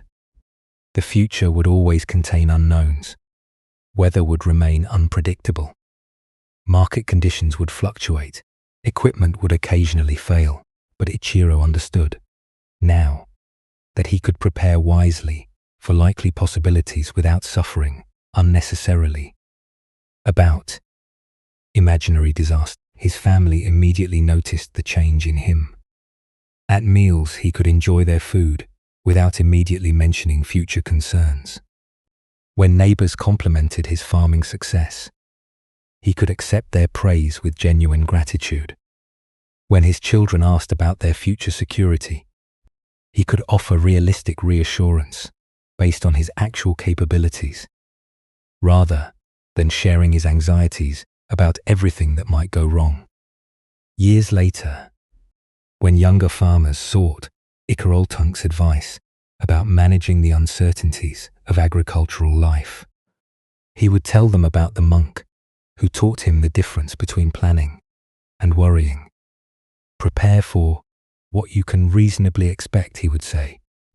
But don't waste your present peace suffering about possibilities that exist only in fearful imagination. The future will arrive one day at a time, and you will meet each day with the same wisdom and capability you possess right now. In a mountain village renowned for its artisans, there lived a calligrapher named Sato, who had dedicated his life to mastering the ancient art of brush painting. For 20 years he had studied under respected teachers, practiced daily for hours, and developed technical skills that were admired throughout the region. His characters were precisely formed. His brushwork was controlled and elegant, and his compositions followed traditional principles with meticulous accuracy. But despite his obvious competence, Sato felt trapped by his own pursuit of flawless execution. Each piece he created had to meet impossibly high standards before he would consider it acceptable. He would spend entire days working on a single character, adjusting the pressure of his brush, the angle of each stroke, the spacing between elements, until every detail matched his internal vision of perfect form. Most of his work ended up destroyed. If a brush stroke was even slightly uneven, if the ink flow was not perfectly consistent, if the proportions deviated from classical ideals by the smallest measure, Sato would crumple the paper and begin again. His studio was filled with discarded attempts, partial works abandoned when they failed to achieve the flawless execution he demanded. The constant starting over had begun to drain the joy from his practice. What had once been a source of meditation and creative expression had become a source of frustration and self-criticism. Sat found himself approaching each blank paper with anxiety rather than excitement. Knowing that the chances of achieving his perfect vision were slim and that disappointment was likely, his friends and fellow artisans would occasionally see pieces he considered failures and express admiration for their beauty and life. But Sato could see only the flaws that prevented each work from meeting his exacting standards. A character that others found graceful and expressive would appear to him as evidence of inadequate control and insufficient skill. This perfectionism was affecting not only his art, but his entire approach to life. Sato applied the same impossible standards to his daily activities. His house had to be arranged with perfect order. His meals had to be prepared exactly according to traditional methods. His interactions with others had to follow proper social forms without the slightest deviation. The exhausting effort of maintaining these standards left little energy for spontaneity, creativity, or simple enjoyment. Sato lived in constant tension between his actual experience and his ideal of how things should be. One autumn day, Master Takuan, an elderly monk known for his own exceptional calligraphy, visited the village and asked to see examples of local artistic work. Sato was honored to be invited to share his pieces, but felt anxious about showing work that he considered imperfect to such a respected master. He selected his 3 most technically accomplished pieces, works that came closest to meeting his standards for precise execution and classical correctness. When he presented them to Master Tuan, the old monk examined them carefully, appreciating their technical skill and adherence to traditional forms. These show great control and knowledge of proper technique. Master Tan observed, "You have clearly studied the classical methods thoroughly." Sato felt pleased by this recognition, but sensed something reserved in the master's response. "Is there something lacking in these works, master?" Master Tuan was quiet for a moment, studying the calligraphy again. "They are very correct, perhaps too correct. Tell me, where is the artist in these characters?" This question confused Sato. "I tried to follow the traditional forms exactly as they should be written." "Yes, I can see that. But where is your own spirit? Where is the aliveness that comes from this particular moment, this particular brush, stroke, this particular breath?" Sat did not understand what the master meant. He had always believed that following traditional forms precisely was the highest achievement in calligraphy. "May I see your practice papers?" Master Tao asked the pieces you work on when you are not trying to create finished art. Reluctantly, Sato brought out some of the casual brushwork he did during daily practice. Characters written quickly, without the intense concentration he brought to formal pieces.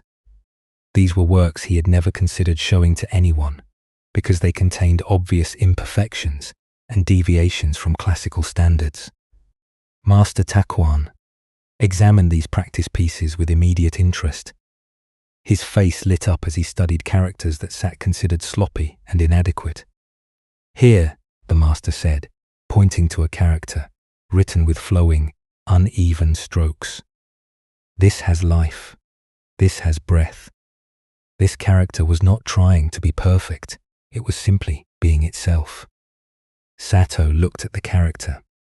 Master Taquan was admiring and saw only flaws. The brushwork was irregular. The proportions were unbalanced. The ink flow showed variations in pressure and speed. "But Master, that character violates several principles of proper form. Does it? Or does it express something that rigid adherence to principles cannot capture?" Master Tan picked up a brush and demonstrated writing the same character with loose, confident strokes that captured the essence of the meaning, while deviating significantly from textbook form. "Classical principles are like the banks of a river," the master explained. "They give the water direction and structure, but the water itself must flow naturally within those banks. If you make the banks so narrow and rigid that the water cannot flow at all, you have defeated the purpose of both the banks and the water." Over the following days, Master Taquan worked with Sato to explore a different approach to calligraphy. Instead of trying to write perfect characters, the master encouraged him to write alive characters. Instead of controlling every detail of execution, he guided Sato toward allowing natural expression to emerge within the framework of traditional knowledge. "Let the brush dance," Master Tuan suggested during one of their sessions. "You know the forms well enough that you do not need to think about them consciously. Trust your hand to follow the principles while your spirit guides the expression." This approach felt terrifying to Sato at first. Without conscious control over every detail, how could he ensure that his work would be acceptable? But gradually, as he learned to relax his grip on perfect execution, something unexpected began to emerge in his calligraphy. Characters written with this looser approach had a quality of spontaneity and life that his carefully controlled work had lacked. The slight variations in brushwork, that he had always considered flaws, began to look like expressions of natural rhythm and breath. The imperfections that had once frustrated him started to feel like marks of authenticity and humanity. One morning, several weeks after Master Tao had continued his journey, Sato was practicing with this new approach when something shifted fundamentally in his understanding. As he wrote a character with relaxed attention, allowing the brush to follow its natural movement within the structure of proper form, he suddenly saw that the slight asymmetry and irregular ink flow were not deviations from beauty, but expressions of it. The character was imperfect according to rigid technical standards, but it was alive in a way that is perfectly controlled work had never been. It captured not just the meaning of the word, but the particular moment of its creation, the specific quality of attention he had brought to the brushwork, the unique conditions of that morning's practice. From that moment, Sato's relationship with his art transformed completely.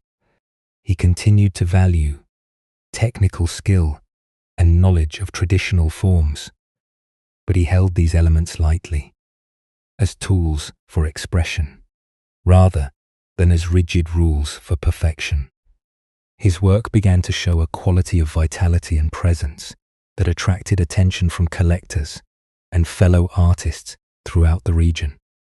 More importantly, the practice of calligraphy became a source of joy and meditation again, rather than a source of anxiety and self-criticism.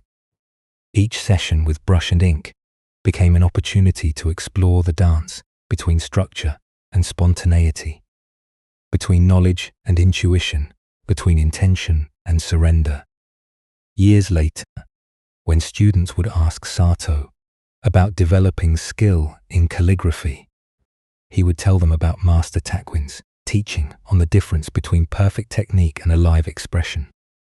Estin, learn the forms thoroughly, he would advise. Practice until the principles become second nature. But then, trust those principles to guide you while you allow your natural expression to flow. The most beautiful calligraphy includes imperfections that no perfect technique could achieve. In another part of the mountains, there lived a temple groundskeeper named Jiro, who took great pride in maintaining the monastery gardens in perfect condition. Every morning before dawn, he would walk through the courtyards and pathways, removing any fallen leaves, sweeping every stone surface, ensuring that every plant was properly pruned and every element was in its designated place. The gardens under Jiro's care were admired by all who visited the monastery. Not a single weed could be found growing between the carefully arranged stones. No leaf was allowed to remain on the ground for more than a few hours after falling. Every shrub was trimmed precise dimensions. Every flower bed maintained in geometric perfection. But Jiro's pursuit of garden perfection had become an exhausting obsession that consumed nearly all his waking hours. He would spend entire days adjusting the position of individual stones to achieve better visual balance. He would prune plants so frequently that many never had the chance to grow into their natural forms. He would rake the gravel paths multiple times each day to ensure that no footprint or wind disturbance remained visible. The constant vigilance required to maintain this level of perfection left Jiro little time for rest or reflection.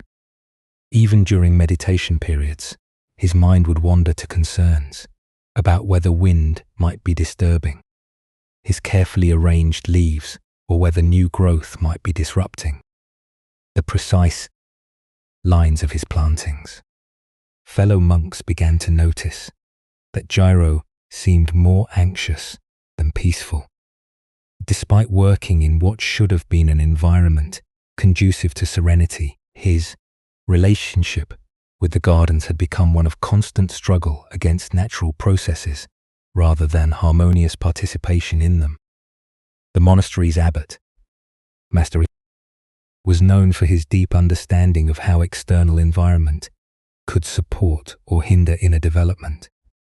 He had observed Gerald Tunkt's increasingly frantic efforts to control every detail of the gardens, and recognized that this approach was creating suffering rather than supporting the contemplative atmosphere the gardens were meant to provide. One morning, as Jiro was meticulously removing individual fallen leaves from beneath a maple tree, Master Asai approached and asked if they could work together for a while. Brother Jiro, your dedication to these gardens is evident in their beauty, but I notice you seem troubled rather than peaceful in your work. What is your experience while tending these spaces? Jiro felt embarrassed to admit his struggle to someone who embodied such serenity. I want the gardens to be perfect, Master, worthy of the sacred space they surround, but there is always something that needs correction. Leaves fall. Plants grow beyond their intended boundaries. Weather disturbs careful arrangements. I cannot keep up with all the imperfections that constantly appear. And how do you feel when you see these natural changes occurring? Frustrated, sometimes. I am almost angry. I work so hard to create perfect order, and nature seems determined to undo my efforts immediately. Master Sai was quiet for a moment, observing the immaculate garden around them. Then he asked an unexpected question. What season is it now, Brother Jiro? Autumn, Master, and what does autumn naturally bring? Falling leaves, the death of annual plants, the preparation for winter rest. And in your perfect garden, are you allowing autumn to be autumn? This question stopped Jiro completely. He realized that in his effort to maintain perpetual perfection, he had been fighting against the natural seasons. He was removing autumn leaves as if they were mistakes rather than recognizing them as autumn's gift. He was preventing plants from following their natural cycles of growth and dormancy. He was trying to impose a static perfection on systems designed to flow through constant change. I think I have been trying to make the garden exist outside of time and season, Jiro admitted slowly. And how has this worked for you? It hasn't. I am exhausted from fighting natural processes, and the garden feels lifeless, despite being perfectly arranged. Master Isai suggested an experiment. For the next month, I want you to tend the gardens differently. Instead of trying to prevent change, help natural changes happen beautifully. Instead of removing every fallen leaf, arrange them in ways that enhance the garden's seasonal character. Instead of fighting against natural growth patterns, guide them in directions that serve both the plant's health and the garden's harmony. This approach felt dangerous to Jiro at first. Allowing imperfection seemed like abandoning his responsibility to maintain proper standards. But as he began to experiment with working with natural processes rather than against them, something unexpected happened. The gardens began to feel alive in ways they never had when maintained in rigid perfection. Fallen leaves arranged naturally around the base of trees created beautiful color patterns that changed daily as more leaves fell. Plants allowed to grow according to their nature while being gently guided developed more interesting and graceful forms than those shaped strictly according to geometric plans. Most surprisingly, this approach required less effort than his previous attempts to control every detail. When he worked with natural tendencies rather than fighting them, maintenance became a flowing response to what each day brought rather than a constant battle against change. One morning, as Jiro was allowing autumn leaves to settle naturally while arranging them to enhance rather than hide the garden stone pathways, he experienced a moment of profound recognition. The slight asymmetry created by natural leaf fall was more beautiful than the perfect symmetry he had been trying to maintain. The irregular patterns formed by wind and gravity contained a quality of spontaneous grace that no human planning could achieve. In that moment, Iro understood what Master Isai had been trying to teach him. True beauty included imperfection as an essential element, not as something to be eliminated. The gardens were most beautiful when they expressed the natural processes of growth, decay, and renewal, rather than when they denied those processes in favor of static perfection. From that day forward, Heros' approach to garden maintenance transformed completely. He continued to tend the spaces with care and attention, but now his work felt like a collaboration with natural forces, rather than a war against them.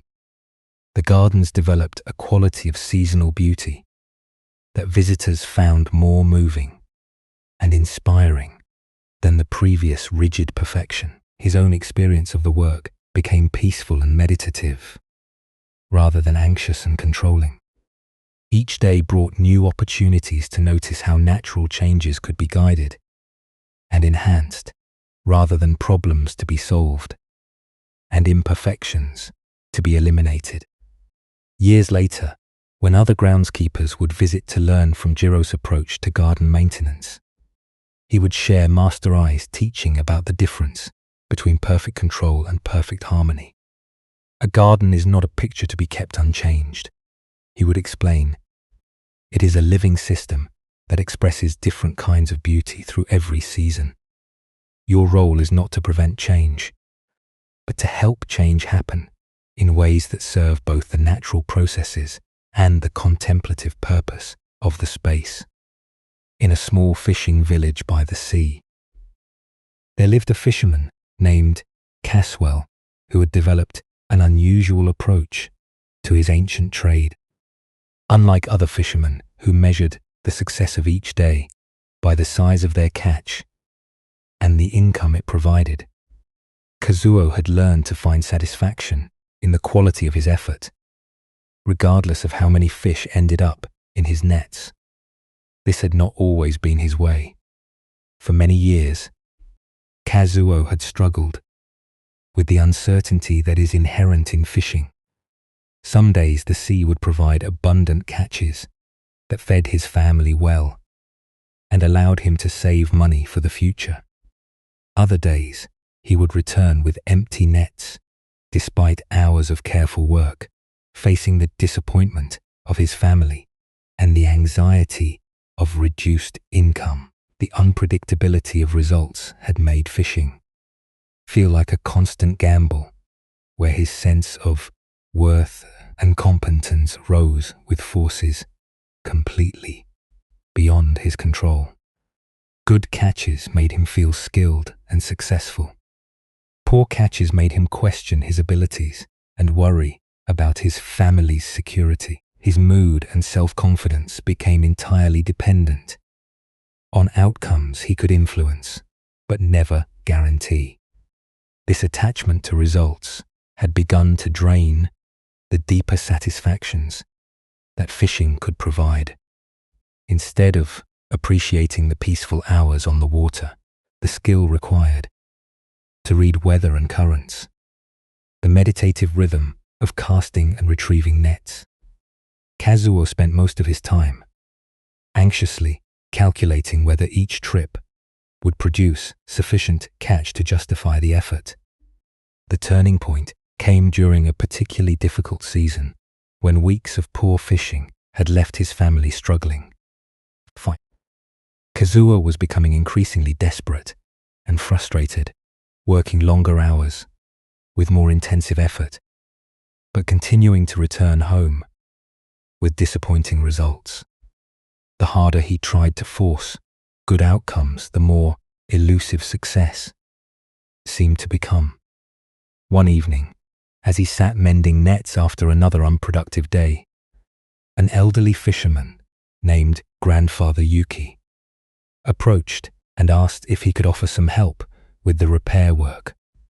Yuki was known throughout the village as someone who had fished these waters for over 50 years and always seemed content, regardless of how his daily catches varied. As they worked together in the gentle light of the setting sun, Grandfather Yuki made an observation that surprised Kazuo. "You fish like a man whose life depends on each catch," the old fisherman said quietly. "But I've watched you work and your technique is excellent. Your knowledge of these waters is deep. Your equipment is well maintained. You do everything that good fishing requires. Then, why do my nets come up empty so often?" Kazuo asked with frustration. "What am I doing wrong?" "Perhaps you are doing nothing wrong. Perhaps you are expecting fishing to provide something it cannot provide." "What do you mean fishing should provide fish?" Grandfather Yuki smiled. "Fishing provides the opportunity to fish. Sometimes this includes fish, and sometimes it does not. But the fish are not under your control. The sea decides what it offers each day." They continued, mending nets in comfortable silence, while this perspective settled. Then, Grandfather Yuki asked a question that would begin to transform Kazuo's relationship with his work. "What do you enjoy about fishing when you forget about the results?" Kazuo had to think carefully about this, because he had become so focused on outcomes that he rarely considered the process itself. Slowly, he began to remember aspects of fishing that had drawn him to this work in the first place. "I enjoy the early morning stillness on the water," he admitted.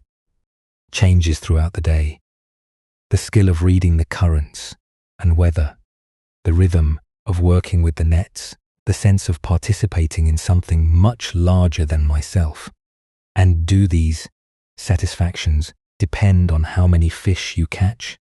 No," Kazuo realized. "They exist, whether the nets are full or empty." "Then perhaps you have been measuring the success of your days by the wrong standard." Over the following weeks, Grandfather Yuki shared with Kazuo a different approach to fishing that had sustained him through decades of variable catches. Instead of measuring each day by its results, the old fisherman evaluated his efforts by their quality and completeness. "I ask myself whether I have fished with full attention and appropriate skill," Grandfather Yuki explained. "Whether I've responded wisely to the conditions the day presented, whether I have maintained my equipment properly and treated the sea with respect. If I can answer yes to these questions, then I have succeeded regardless of what ends up in my nets." This shift in perspective felt strange to Kazuo at first. How could a day with empty nets be considered successful? But as he began to experiment with evaluating his work by process rather than results, something unexpected happened. When he focused on fishing skillfully rather than fishing successfully, his attention became more present and engaged. Instead of constantly calculating potential outcomes, he could appreciate the immediate experience of being on the water. Instead of feeling anxious about results he could not control, he could take satisfaction in efforts he could control completely. Technique actually improved when he stopped being so attached to specific outcomes, with his attention fully focused on reading conditions appropriately. He noticed subtle signs about weather, currents, and fish behavior that he had missed, while preoccupied with worries about results. Most surprisingly, this process-focused approach seemed to improve his actual catches over time. Not because he was trying harder to catch fish, but because he was fishing with more present attention and less anxious interference. One morning, several months after his conversation with Grandfather Yuki, Kazuo experienced a profound shift in understanding. He had been fishing for hours without a single fish entering his nets, but instead of feeling frustrated or disappointed, he found himself deeply satisfied with the quality of attention he had brought to his work. The sunrise had been spectacular. The water conditions had provided interesting challenges that required skillful response.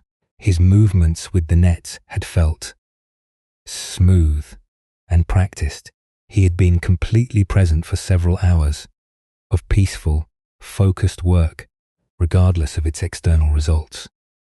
In that moment, Kazuo realized that he had been seeking satisfaction in the wrong place. True fulfillment came not from getting what he wanted from his work, but from giving his best effort to his work. The sea would always decide what it offered, but he could always decide what he brought to his relationship with the sea. From that day forward, Kazuo's approach to fishing transformed completely. He continued to hope for good catches and felt pleased when they occurred, but his sense of success no longer depended on them. Each day on the water became complete in itself, valuable for the quality of attention and effort it contained, rather than only for its external results. His family noticed the change immediately. Instead of returning home, either elated by success or dejected by failure, Kazuo came back from fishing with consistent satisfaction in his work. Even during periods of poor catches, he maintained the peaceful confidence that comes from knowing you have done your best with factors under your control. Years later, when younger fishermen would ask Kazuo about handling the uncertainties of their trade, he would share Grandfather Yuki's teaching about the difference between fishing for fish and fishing for the sake of fishing itself. The sea gives what it gives, he would explain, but you can always give your full attention and best effort. When you find your satisfaction there, you become free from the anxiety that comes from depending on results you cannot guarantee. In the mountains above the fishing village, there lived a scholar named Watanabe, who had devoted his life to preserving ancient texts and creating commentaries that would help future students understand classical teachings. For 15 years, he had worked alone in his small study, carefully copying deteriorating manuscripts and writing detailed explanations of difficult passages. Watanabe's work was painstakingly slow and detailed. Each text required months of careful copying to ensure accuracy. Each commentary demanded extensive research and thoughtful analysis to provide genuine insight. He labored with dedication and love for the wisdom these texts contained, hoping that his efforts would serve scholars and students for generations to come. But Watanabe carried a burden that made his scholarly work feel precarious and anxious. He worried constantly about whether his efforts would ultimately prove valuable to others. Would future scholars appreciate the accuracy of his copying? Would students find his commentaries helpful for understanding difficult concepts? Would the texts he was preserving actually survive long enough to serve their intended purpose? These concerns about the ultimate value and reception of his work created a persistent underlying anxiety that interfered with the satisfaction he might have found in the work itself. Instead of losing himself in the immediate pleasure of working with beautiful ideas and precise language, Watanabe spent much of his mental energy calculating whether each project would justify the time and effort it required.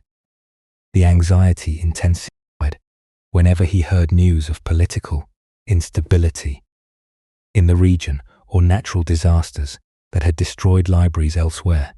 Is less than 0. 5 hash is greater than.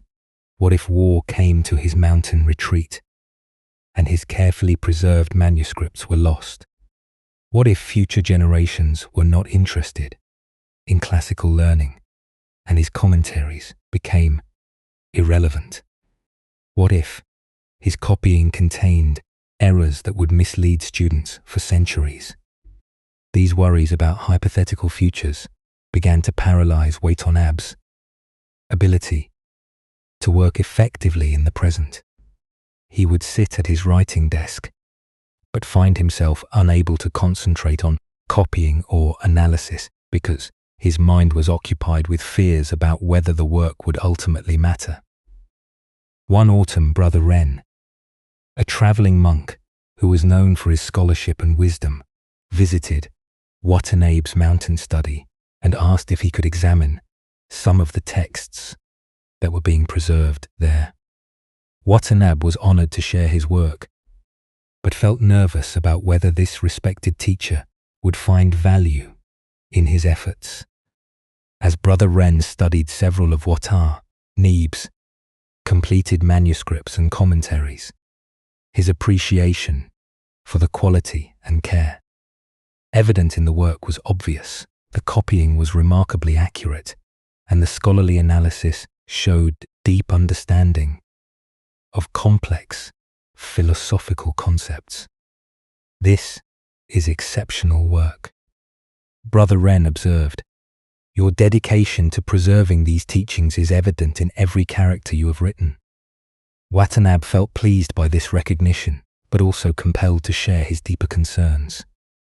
"I appreciate your kind words, Master, but I struggle with uncertainty about whether this work will ultimately serve its intended purpose. What if these texts are lost before anyone can benefit from them? What if my commentaries are not helpful to future students?" Brother Ren was quiet for a moment, considering this question carefully. Then he asked something that surprised Watanabe. "When you are completely absorbed in copying a difficult passage or analyzing a complex concept, how do you feel about the work itself?" "I feel peaceful, connected to the wisdom of the original authors, satisfied by the challenge of understanding and preserving important ideas." "And do these feelings depend on what happens to your work after you complete it?" Watanabe considered this. "No, I suppose they exist during the work itself, regardless of future outcomes." "Then you have already received the most important reward your efforts can provide," Brother Ren explained. His own approach to scholarly work, which had sustained him through decades of study and teaching, despite uncertainty about the ultimate impact of his efforts. "I write and teach, not because I can guarantee that my work will change the world, but because engaging with wisdom changes me." The monk shared each text. "I study deepens my understanding. Each commentary I write clarifies my thinking. Each student I teach reminds me of the value of these ideas. The value of the work exists in the doing of it, not only in its external results." This perspective began to shift something fundamental in Watanabe's relationship with his scholarly practice. Instead of working toward distant and uncertain goals, he could focus on the immediate value that engaging with classical texts provided to his own understanding and character. The preservation of wisdom is valuable, whether it serves one future student or thousands. Brother Ren continued, "The development of your own understanding through careful study is worthwhile, whether or not anyone else ever reads your commentaries. The quality of attention you bring to this work serves the teachings themselves, regardless of how widely they spread." Over the following months, Watanabe experimented with this different motivation for his scholarly work. Instead of focusing on the potential future impact of his efforts, he concentrated on the immediate satisfaction of engaging deeply with profound ideas and preserving them accurately for whoever might encounter them. This shift had immediate effects on both the quality of his work and his enjoyment of it. When he was not anxiously calculating the future value of each project, he could give his full attention to the present task of understanding and preserving important texts. His copying became more accurate because he was completely focused on each character. His commentaries became more insightful because he was engaging with ideas for their own sake rather than trying to create something that would impress future readers. Perhaps most importantly, the work itself became deeply satisfying again, rather than a source of anxiety about uncertain outcomes. Each day in his study felt complete and valuable, whether or not anyone would ever benefit from the specific manuscripts he was creating. One winter morning, as Watanabe worked on a particularly challenging text about the nature of enlightenment, he experienced a moment of understanding that exemplified Brother Ren's teaching. As he wrestled with a complex passage about the relationship between effort and surrender in spiritual practice, the ideas suddenly became clear, not just intellectually, but experientially. The text was describing exactly what he was learning about his own work: how to give complete effort while releasing attachment to specific outcomes. The ancient author's insights about spiritual practice applied directly to scholarly practice, and Watanabe found himself living the wisdom he was trying to preserve and explain. In that moment, he understood that his work had already succeeded completely. By engaging seriously with these texts, he had been transformed by their wisdom. Whether or not anyone else ever read his copies or commentaries, the teachings had served their purpose by deepening his own understanding and character. From that day forward, Watanabe's approach to his scholarly work became a form of meditation and spiritual practice. Each text he copied was an opportunity to engage with profound wisdom. Each commentary he wrote was a chance to clarify his own understanding. Each day in his study was complete in itself, valuable for the quality of attention and learning it contained. Years later, when some of Watanabe's preserved texts and commentaries were discovered by a group of scholars and praised for their exceptional quality and insight, he felt pleased but not surprised. The value of the work had been evident all along to anyone willing to engage with it seriously, but external recognition was gratifying, but not necessary for the work to have served its true purpose. When asked about his approach to scholarly preservation, Watanabe would share Brother Ren's teaching about finding satisfaction in the work itself, rather than only in its outcomes. Wisdom serves those who engage with it sincerely. He would explain whether that service extends to others depends on many factors beyond our control. But the service to our own understanding and character is immediate and certain.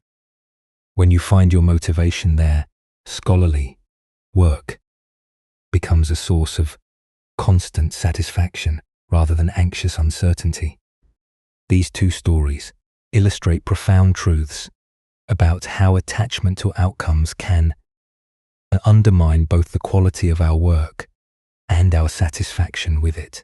Both Kazuo and Watanabe discovered that focusing on results they could not control created anxiety that interfered with their ability to perform well in areas they could control. The fisherman's transformation shows how worry about catches can prevent the present attention that makes good fishing possible. When Kazuo stopped measuring each day by its results and started evaluating his efforts by their quality, his work became more skillful and more satisfying simultaneously. Watanabe's experience reveals how concern about future impact can interfere with present engagement with meaningful work. When he learned to find value in the immediate process of studying and preserving wisdom, rather than only in its hypothetical future influence, his scholarship improved and became a source of constant fulfillment. Both stories point to the same essential insight. The most reliable source of satisfaction comes from the quality of attention and effort we bring to our work, not from the results that work produces. Zen Buddhism teaches that attachment to outcomes is one of the primary sources of human suffering. When we invest our sense of success and self-worth in results we cannot fully control, we set ourselves up for inevitable disappointment and anxiety. This attachment also interferes with our performance because it divides our attention between present tasks and future concerns. The alternative is what Buddhist texts call right action, acting with complete dedication while remaining unattached to the fruits of action. This does not mean becoming careless about results or indifferent to whether our efforts succeed. It means finding our motivation and satisfaction in the quality of our effort, rather than only in its external outcomes. This approach brings several important benefits. First, it makes satisfaction possible. regardless of circumstances. If you measure success only by results, you will feel successful only when things turn out as hoped. But if you measure success by the quality of your effort, you can feel successful whenever you have given your best to what you can control. Second, it often improves actual results because it allows full attention to be focused on present tasks rather than being divided between current work and future worries. Kazuo's fishing improved when he stopped being so concerned about catches. Watab's scholarship became more insightful when he stopped calculating its future impact. Third, it creates resilience in the face of setbacks when you know that you have done everything within your control skillfully and completely. External failures become information rather than judgments on your worth or competence. The practice of letting go of attachment to outcomes involves learning to distinguish between caring about results and being controlled by them. You can hope for good outcomes and work toward them, while recognizing that many factors beyond your influence will determine what actually happens. This distinction is crucial. Caring about results motivates skillful effort and appropriate preparation. Being attached to results creates anxiety and often interferes with the very efforts that might produce desired outcomes. In your own life, notice where attachments to specific outcomes might be creating unnecessary suffering or undermining your effectiveness. Are there areas where worry about results prevents you from fully engaging with present tasks? Are there situations where your sense of worth depends too heavily on achieving particular goals? The alternative is not to stop caring about outcomes, but to find your primary satisfaction in offering your best effort, regardless of what that effort produces. Like the fisherman who learned to fish for the sake of fishing itself, you can engage with your work for the intrinsic value it provides rather than only for its external results. This approach applies to creative work, where attachment to recognition or commercial success can interfere with authentic expression. It applies to relationships where attachment to specific responses from others can prevent genuine communication.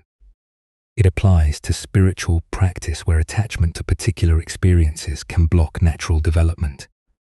The deepest teaching in both stories is that when you act from love of the work itself, rather than from need for specific outcomes, the work becomes its own reward. Kazuo found satisfaction in skillful fishing, regardless of catches. Watanabe discovered fulfillment in preserving wisdom, regardless of its future influence.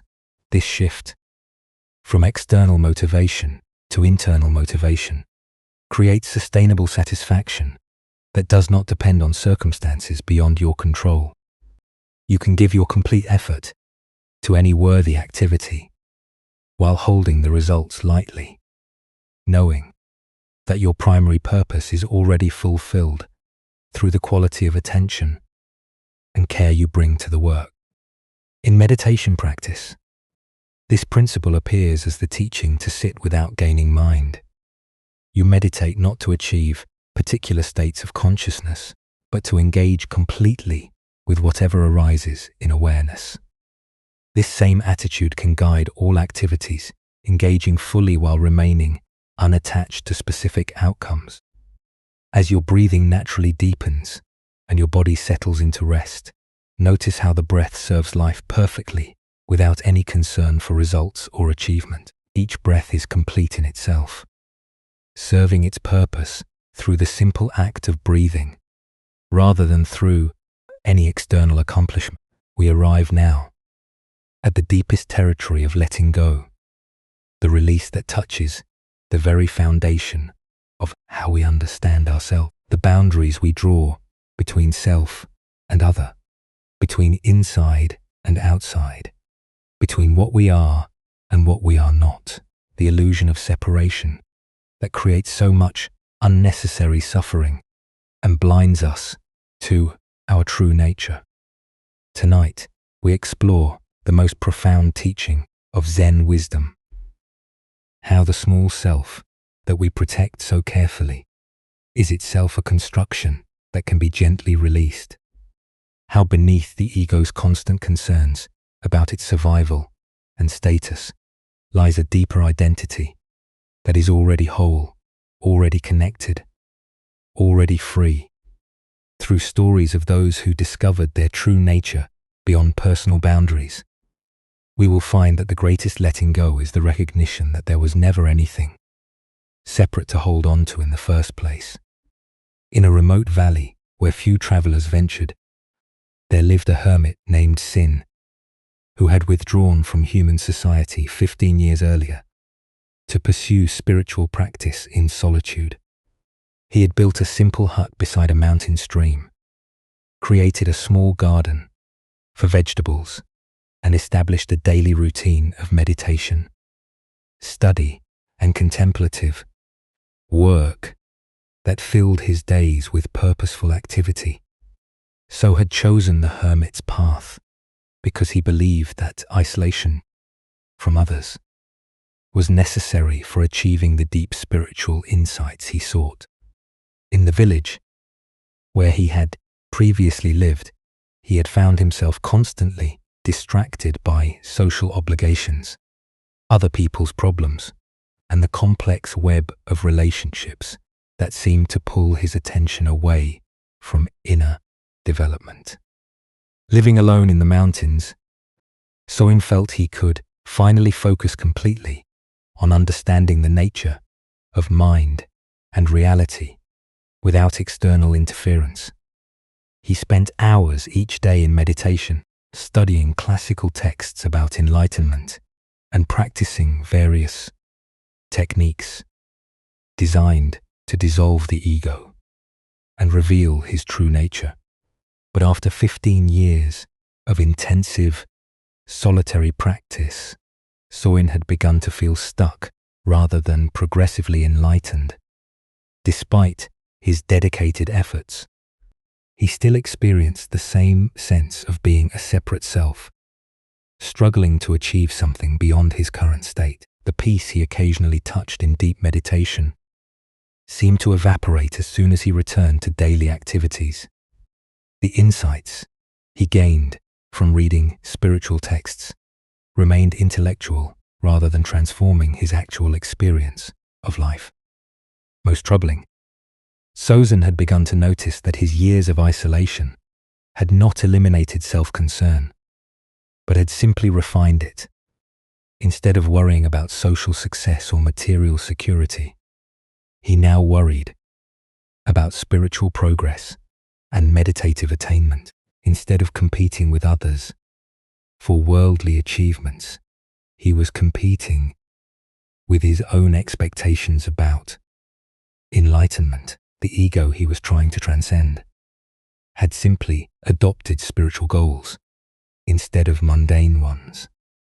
One spring morning, as Soin sat in meditation beside the stream that flowed past his hut, he became aware of an unusual sound in the distance.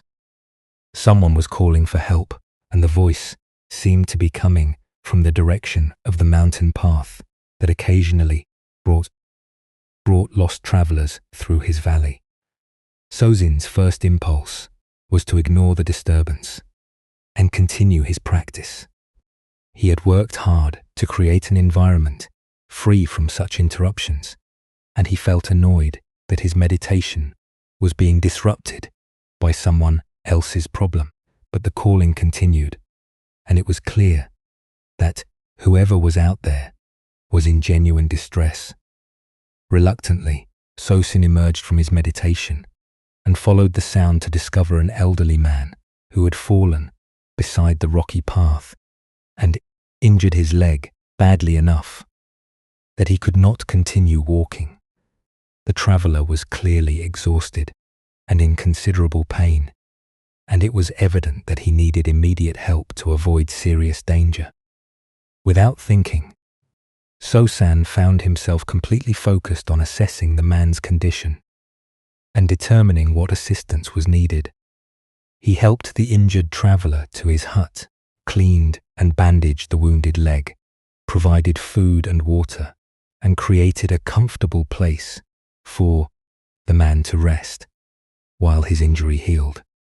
For the next several days, as Sin cared for his unexpected guest, something extraordinary happened to his sense of self and his spiritual practice. The constant self-monitoring that had characterized his solitary meditation disappeared completely. There was no one watching his performance or evaluating his progress. There was simply the immediate reality of another person's needs and his natural response to meet those needs. The injured traveler, whose name was Master Hot, turned out to be a wandering monk with decades of experience in Zen practice. As he recovered, he observed Soyen's approach to caregiving with quiet appreciation, but also with recognition of something the hermit had not yet noticed about his own transformation. You are a very different person when you are helping someone than when you are trying to help yourself. Master Hot observed one evening as they shared tea beside the fire. This comment puzzled. What do you mean? When you were caring for my injury, did you worry about whether you were doing it correctly? Did you judge yourself for not being more skillful? Did you compare your performance to some ideal standard of caregiving? So thought about this. No. I was simply responding to what needed to be done. And when you meditate alone, seeking spiritual attainment, how does your mind operate? I often worry about whether I'm making progress. I judge my experiences. I compare my current state to where I think I should be. Do you see the difference? Gradually, Sosin began to understand what Master Hot was pointing out. When he was focused on helping someone else, the self-conscious self that usually dominated his experience simply disappeared. There was no separate Soin trying to achieve something or protect something. There was just natural response to immediate need. But when he was practicing spiritual techniques designed to eliminate the ego, that very practice reinforced the sense of there being someone who needed to eliminate something. The effort to transcend the small self actually strengthened the identity of being someone with a small self to transcend. True selflessness, Master Hot explained, does not come from trying to get rid of the self. It emerges naturally when attention is completely absorbed in what actually needs to be done. You cannot practice selflessness as a technique because practicing it requires someone to practice it. Over the following days, as Master Hot's leg healed and he prepared to continue his journey, he shared with Sosin a different understanding of spiritual practice that would transform the hermit's entire approach to awakening. The small self is not an entity that needs to be destroyed, the monk explained. It is a mental habit that dissolves naturally when it is not being reinforced, like a shadow that disappears when you stop standing between the light and the wall. This insight began to shift everything about relationship with his practice and his understanding of enlightenment. Instead of working to eliminate his ego, he could simply stop feeding it with constant self-concern. Instead of trying to achieve selflessness, he could allow it to emerge through genuine engagement with life as it presented itself. When Master Hot had recovered sufficiently to resume his travels, he made a suggestion that initially shocked Sosin. Perhaps it is time for you to return to the world, not because solitude is wrong, but because you have learned what isolation can teach you. The next stage of your practice may require the presence of others. The idea of leaving his mountain retreat felt terrifying to Sin. For 15 years, He had defined himself as someone who had transcended the need for human society. His identity as a serious spiritual practitioner was built around his commitment to solitary practice. But Master Hote's presence had shown him something he could not have discovered alone. The deepest spiritual experiences of his life had occurred not during isolated meditation, but during moments of complete absorption in caring for another person. The selflessness he had been seeking through techniques designed to eliminate the ego had emerged naturally through simple service. Several months after Master Hote continued his journey, Soin made the difficult decision to leave his mountain hermitage and return to human community, not to abandon spiritual practice, but to discover what practice looked like when it included, rather than excluded, the world of relationships and mutual interdependence. The transition was challenging because it required releasing an identity he had cultivated for 15 years. He was no longer Soin the hermit, pursuing enlightenment in mountain solitude, was simply someone learning to live with awareness and compassion in whatever circumstances life presented. But this release of spiritual identity paradoxically deepened rather than diminished his actual spiritual development. When he stopped trying to be someone special who had achieved something extraordinary, he could respond naturally to ordinary moments with the same presence and care he had discovered while helping Master Hote. Years later, when students would ask So-Shin about his time as a hermit and his eventual return to community life, he would share Master Hote's teaching about the difference between practicing selflessness and allowing selflessness to emerge. Naturally, I spent 15 years trying to transcend the ego through various techniques and disciplines, he would explain. But the ego that was trying to transcend itself was still the ego.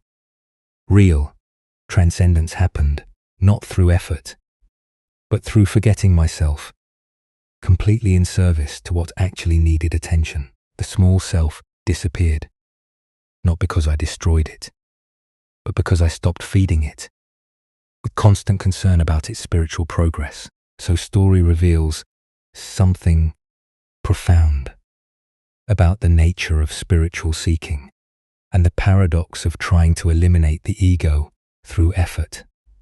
His 15 years of solitary practice had actually strengthened the very sense of being a separate self that he was trying to transcend. Each meditation session, each spiritual technique, each moment of self-evaluation reinforced the identity of being someone who practices and someone who seeks enlightenment.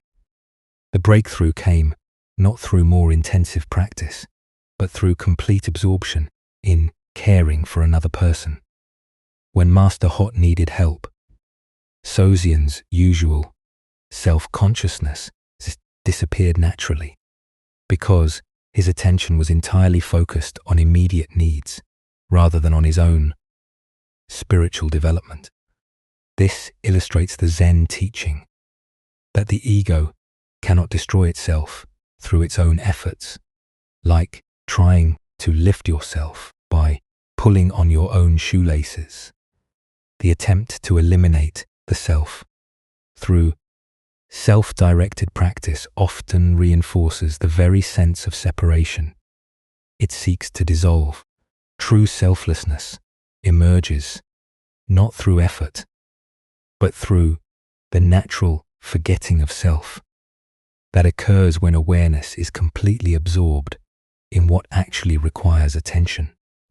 The hermit's isolation had served a purpose in developing concentration and understanding, but it had also created an artificial separation from the very interconnectedness that spiritual practice ultimately reveals. Master Hote's presence showed Sosin that enlightenment is not something achieved in isolation, but something that emerges through genuine engagement with life as it actually appears, including its relationships and responsibilities. In another mountain region, there lived a bridge builder named Tishi, who had dedicated his career to creating safe passage across rivers and gorges that had previously isolated communities from each other. His work required tremendous skill in engineering, careful attention to terrain and weather conditions, and the ability to coordinate complex construction projects that often took years to complete. Tishi took great pride in his bridges, each of which represented a unique solution to the particular challenges presented by a specific landscape and community need. He would spend months studying a site before beginning design work, considering not only technical requirements, but also how each bridge would serve the people who would use it for generations to come. But Tishi had developed a relationship with his work that created unnecessary suffering despite his obvious competence and dedication. He had begun to see each bridge as an extension of his personal identity, a monument to his skill and creativity that would preserve his reputation long after his death. This attachment to his bridges, as expressions of his ego, made Tishi increasingly anxious about their fate. He would revisit completed projects frequently to check on their condition, worrying about whether natural forces or human changes might compromise their integrity or usefulness. He felt personally wounded when flood or earthquake damaged his constructions, as if the injury to the bridge were an injury to himself. The identification with his work had become so strong that Tishi measured his own worth by the success and durability of his bridges. When a bridge he had built served a community well and stood strong against weather and time, he felt validated and significant. When problems arose with his constructions, he felt diminished and questioned his competence despite decades of successful projects. This ego attachment was affecting not only Tishi's peace of mind, but also his effectiveness as a bridge builder. Instead of designing each project to serve immediate community needs optimally, he found himself making choices based on how impressive or lasting they would make his personal legacy appear.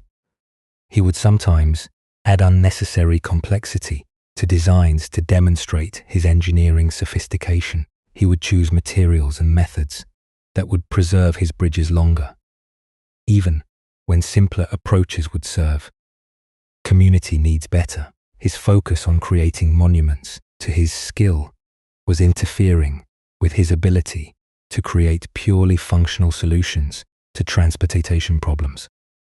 One autumn, Tishi was commissioned to build a bridge across a wide river that flooded unpredictably and had prevented reliable trade between two prosperous towns. The technical challenges were significant, but Tishi was confident in his ability to design a structure that would withstand the worst floods while providing safe passage during normal conditions.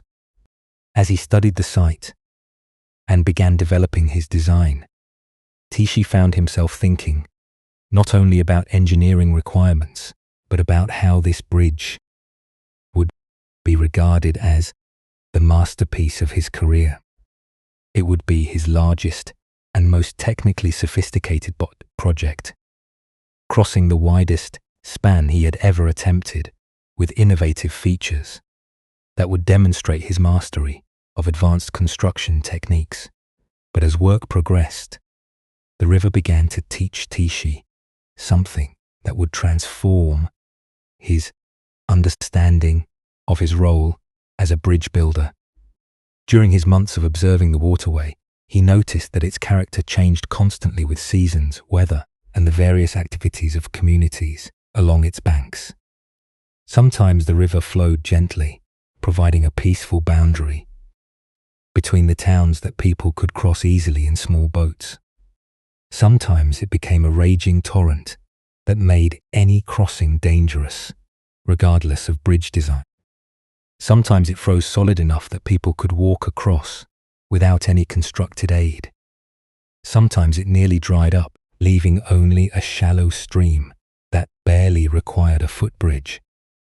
Watching these constant changes, Tishi began to see that the river was not a static obstacle to be permanently conquered by human engineering. It was a living system that expressed different needs and possibilities through its natural cycles.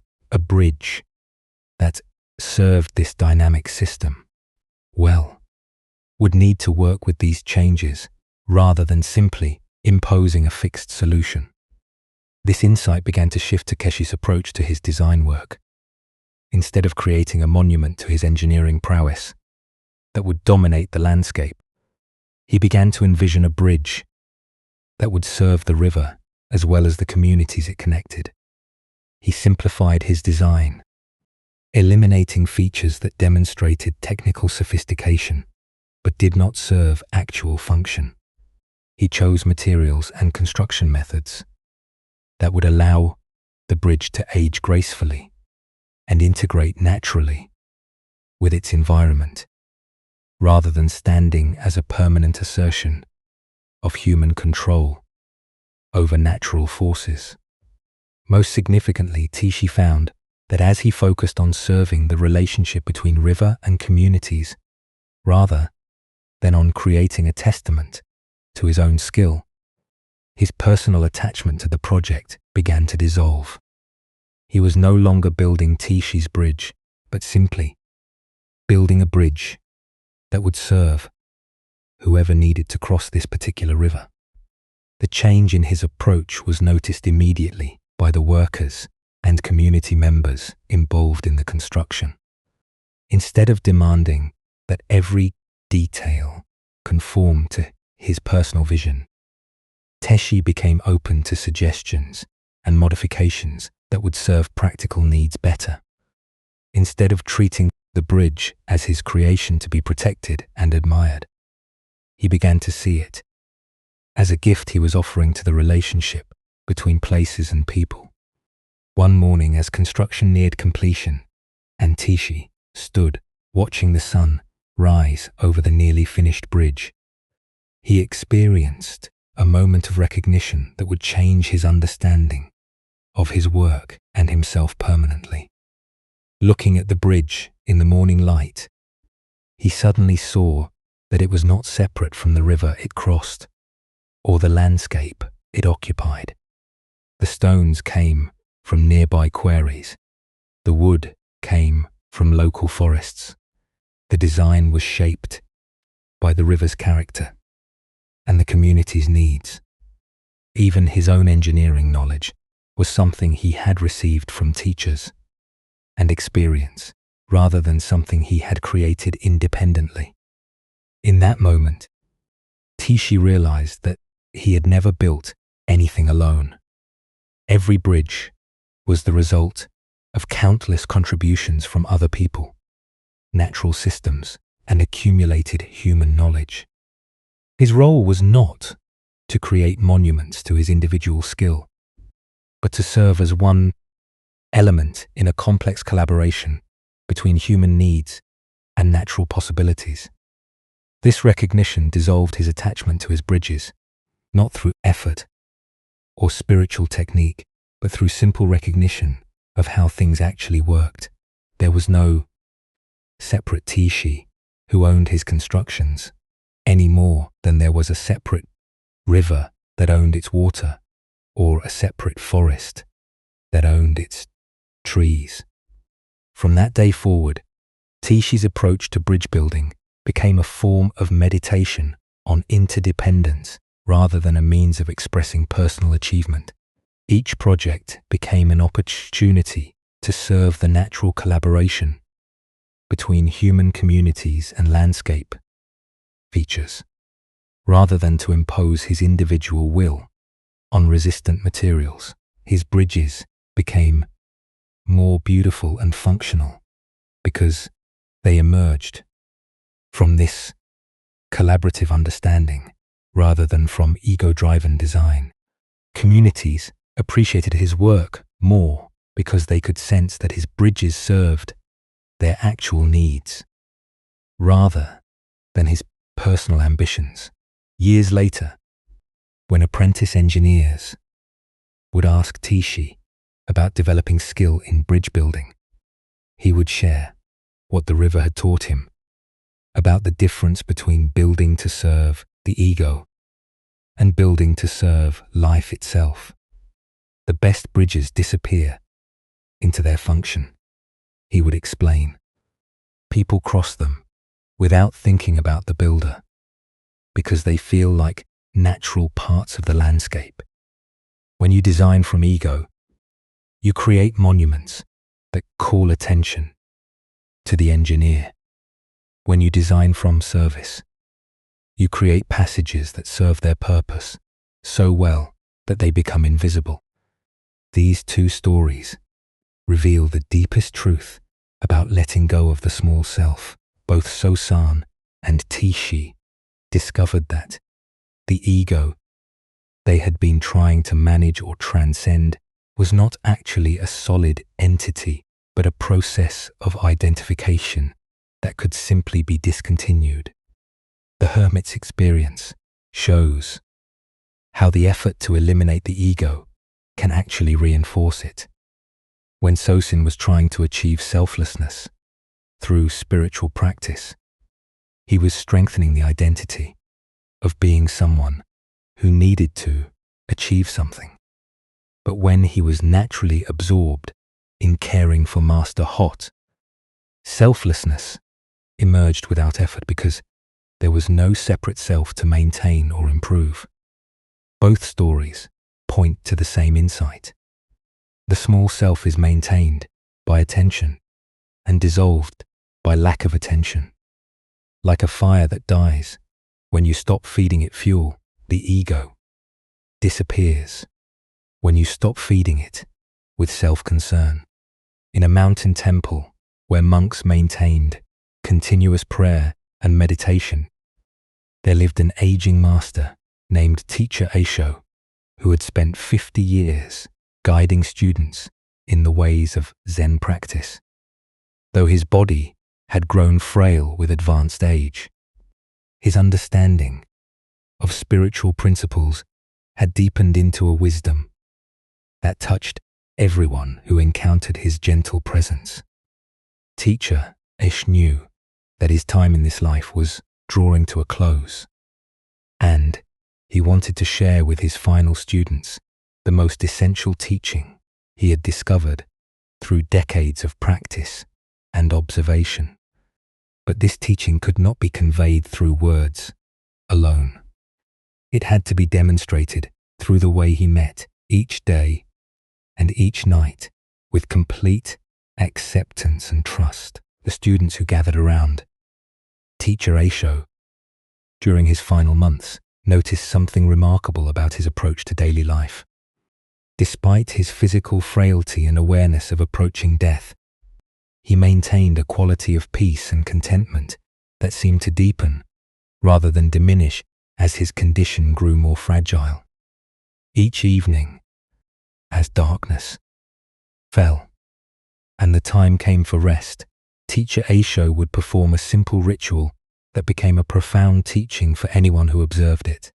He would sit quietly for a few minutes, releasing any concerns or unfinished business from the day. Then he would lie down with the same trustful surrender that a child shows when exhaustion naturally leads to sleep. But what struck his students most deeply was the complete absence of anxiety about whether he would wake up the next morning. Teacher Aisho approached each night's sleep as a practice of ultimate letting go, releasing not only the day's experiences, but also any attachment to continuing in his present form. One of his students, a young monk named Jishin, found this equanimity in the face of mortality, both inspiring and puzzling. After observing teacher Aishultung's peaceful approach to sleep for several weeks, Jean asked if he could understand the source of such profound trust.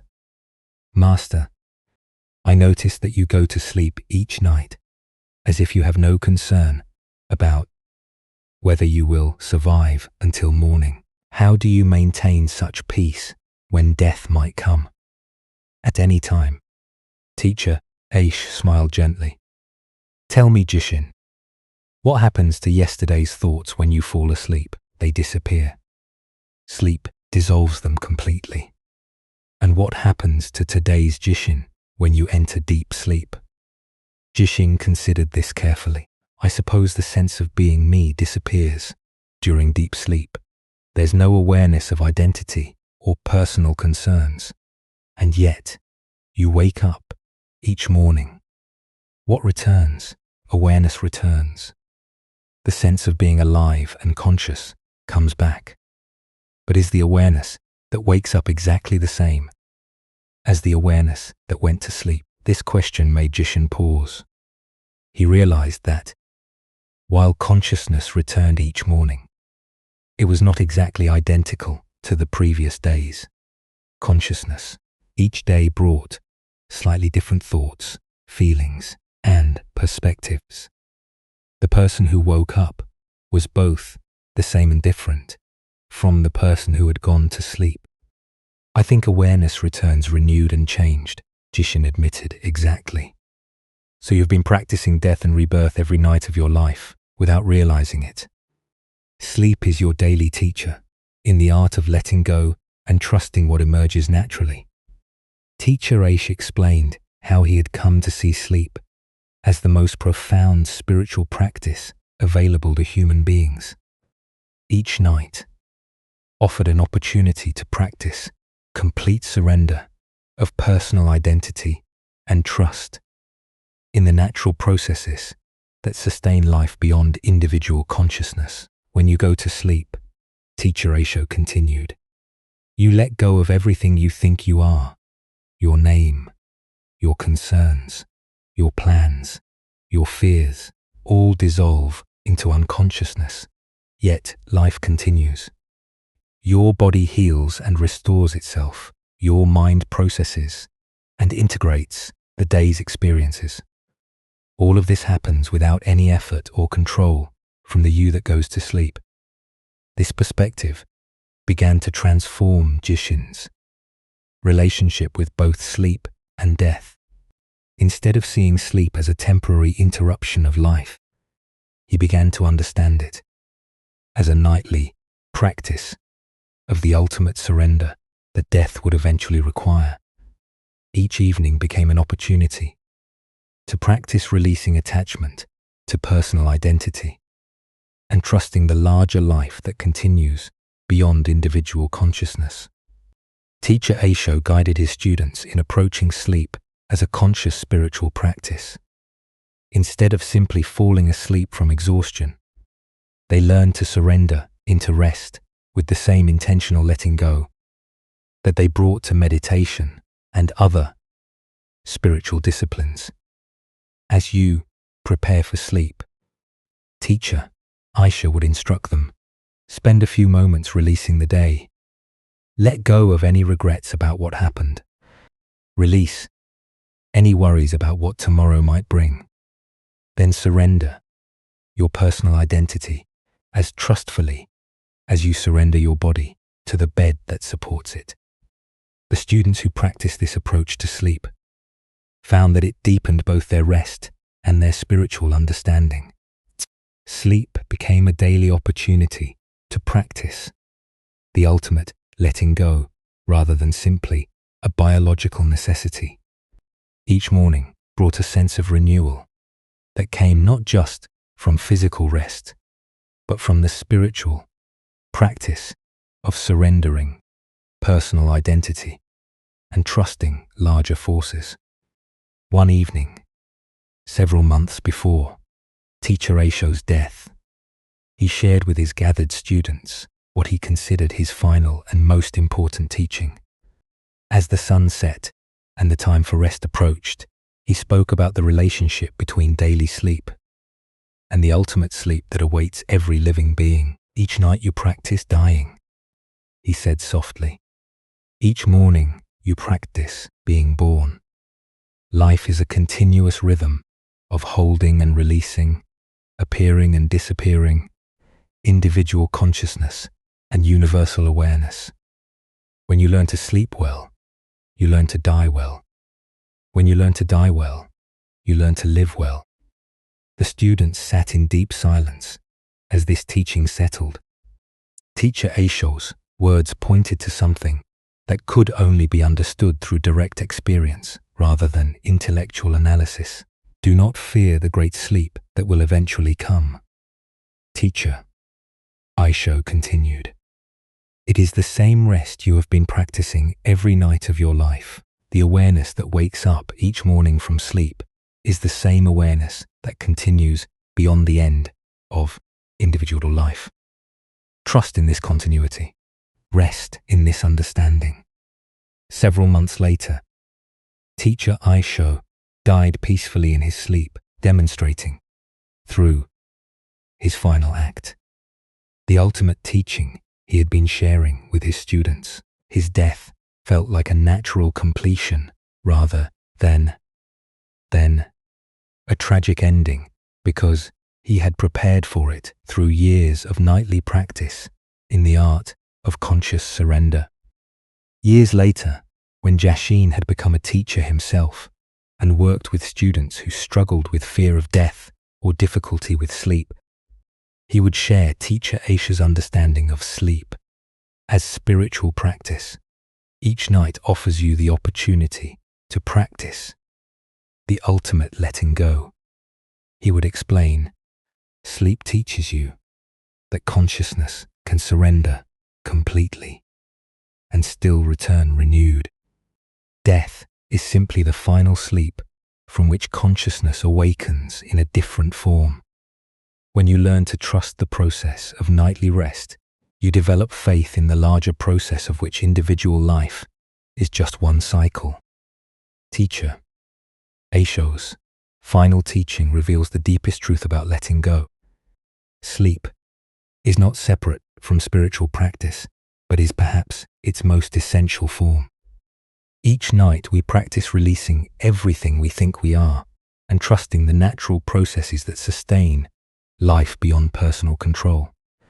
The aging master's peaceful approach to mortality shows how the daily practice of conscious surrender into sleep prepares us for the ultimate surrender that death requires. When we learn to let go completely each night, death becomes not a fearful unknown, but a familiar process we have been practicing throughout our lives.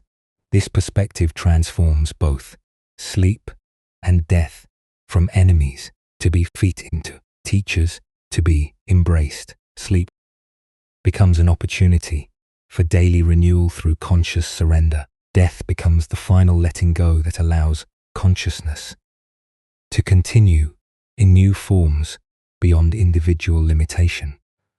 These two stories weave together the ultimate teaching about letting go. Both Kenjiro and Teacher Aisho discovered that true peace comes not from controlling consciousness, but from trusting its natural rhythms of alertness and rest, effort and surrender, individual awareness and universal consciousness. The night guard's learning shows us that even necessary vigilance can be performed from a state of relaxed trust rather than anxious effort. When we stop fighting against our natural rhythms and learn to work with them, both wakefulness and rest become expressions of the same underlying awareness. Teacher Aisho's final teaching reveals how sleep serves as daily preparation for the ultimate letting go. Each night, we practice releasing personal identity and trusting the processes that sustain life beyond individual consciousness. This nightly rehearsal develops the faith and skill needed for the final surrender that death requires. Together, these stories point to the deepest wisdom of Zen Buddhism about the nature of consciousness and the practice of letting go. Awareness itself is already perfect and does not need to be improved, controlled, or maintained through effort. Our role is simply to trust its natural functioning and cooperate with its rhythms rather than fighting against them. In meditation, this means allowing awareness to be naturally alert rather than forcing concentration. In daily life, this means responding appropriately to what each moment requires, rather than trying to control outcomes. In sleep, this means surrendering personal identity trustfully, rather than clinging to wakefulness. In death, this means releasing individual form, while trusting the continuity of consciousness in its larger expressions. The practice of letting go ultimately leads to this recognition. There is nothing separate to release because individual consciousness has always been part of universal awareness, the small self that seems to need protection and improvement is a temporary formation within consciousness, like a wave that appears to be separate from the ocean, but is actually nothing other than ocean expressing itself in wave form. When this understanding becomes lived experience rather than intellectual knowledge, all forms of letting go become natural rather than difficult. You can release control because there was never anyone separate to control anything. You can surrender outcomes because individual will has always been part of larger intelligence. You can let go of others' opinions because the self that seemed to need approval was never actually separate from the universal consciousness that includes all perspectives. This is why sleep is such a profound teacher.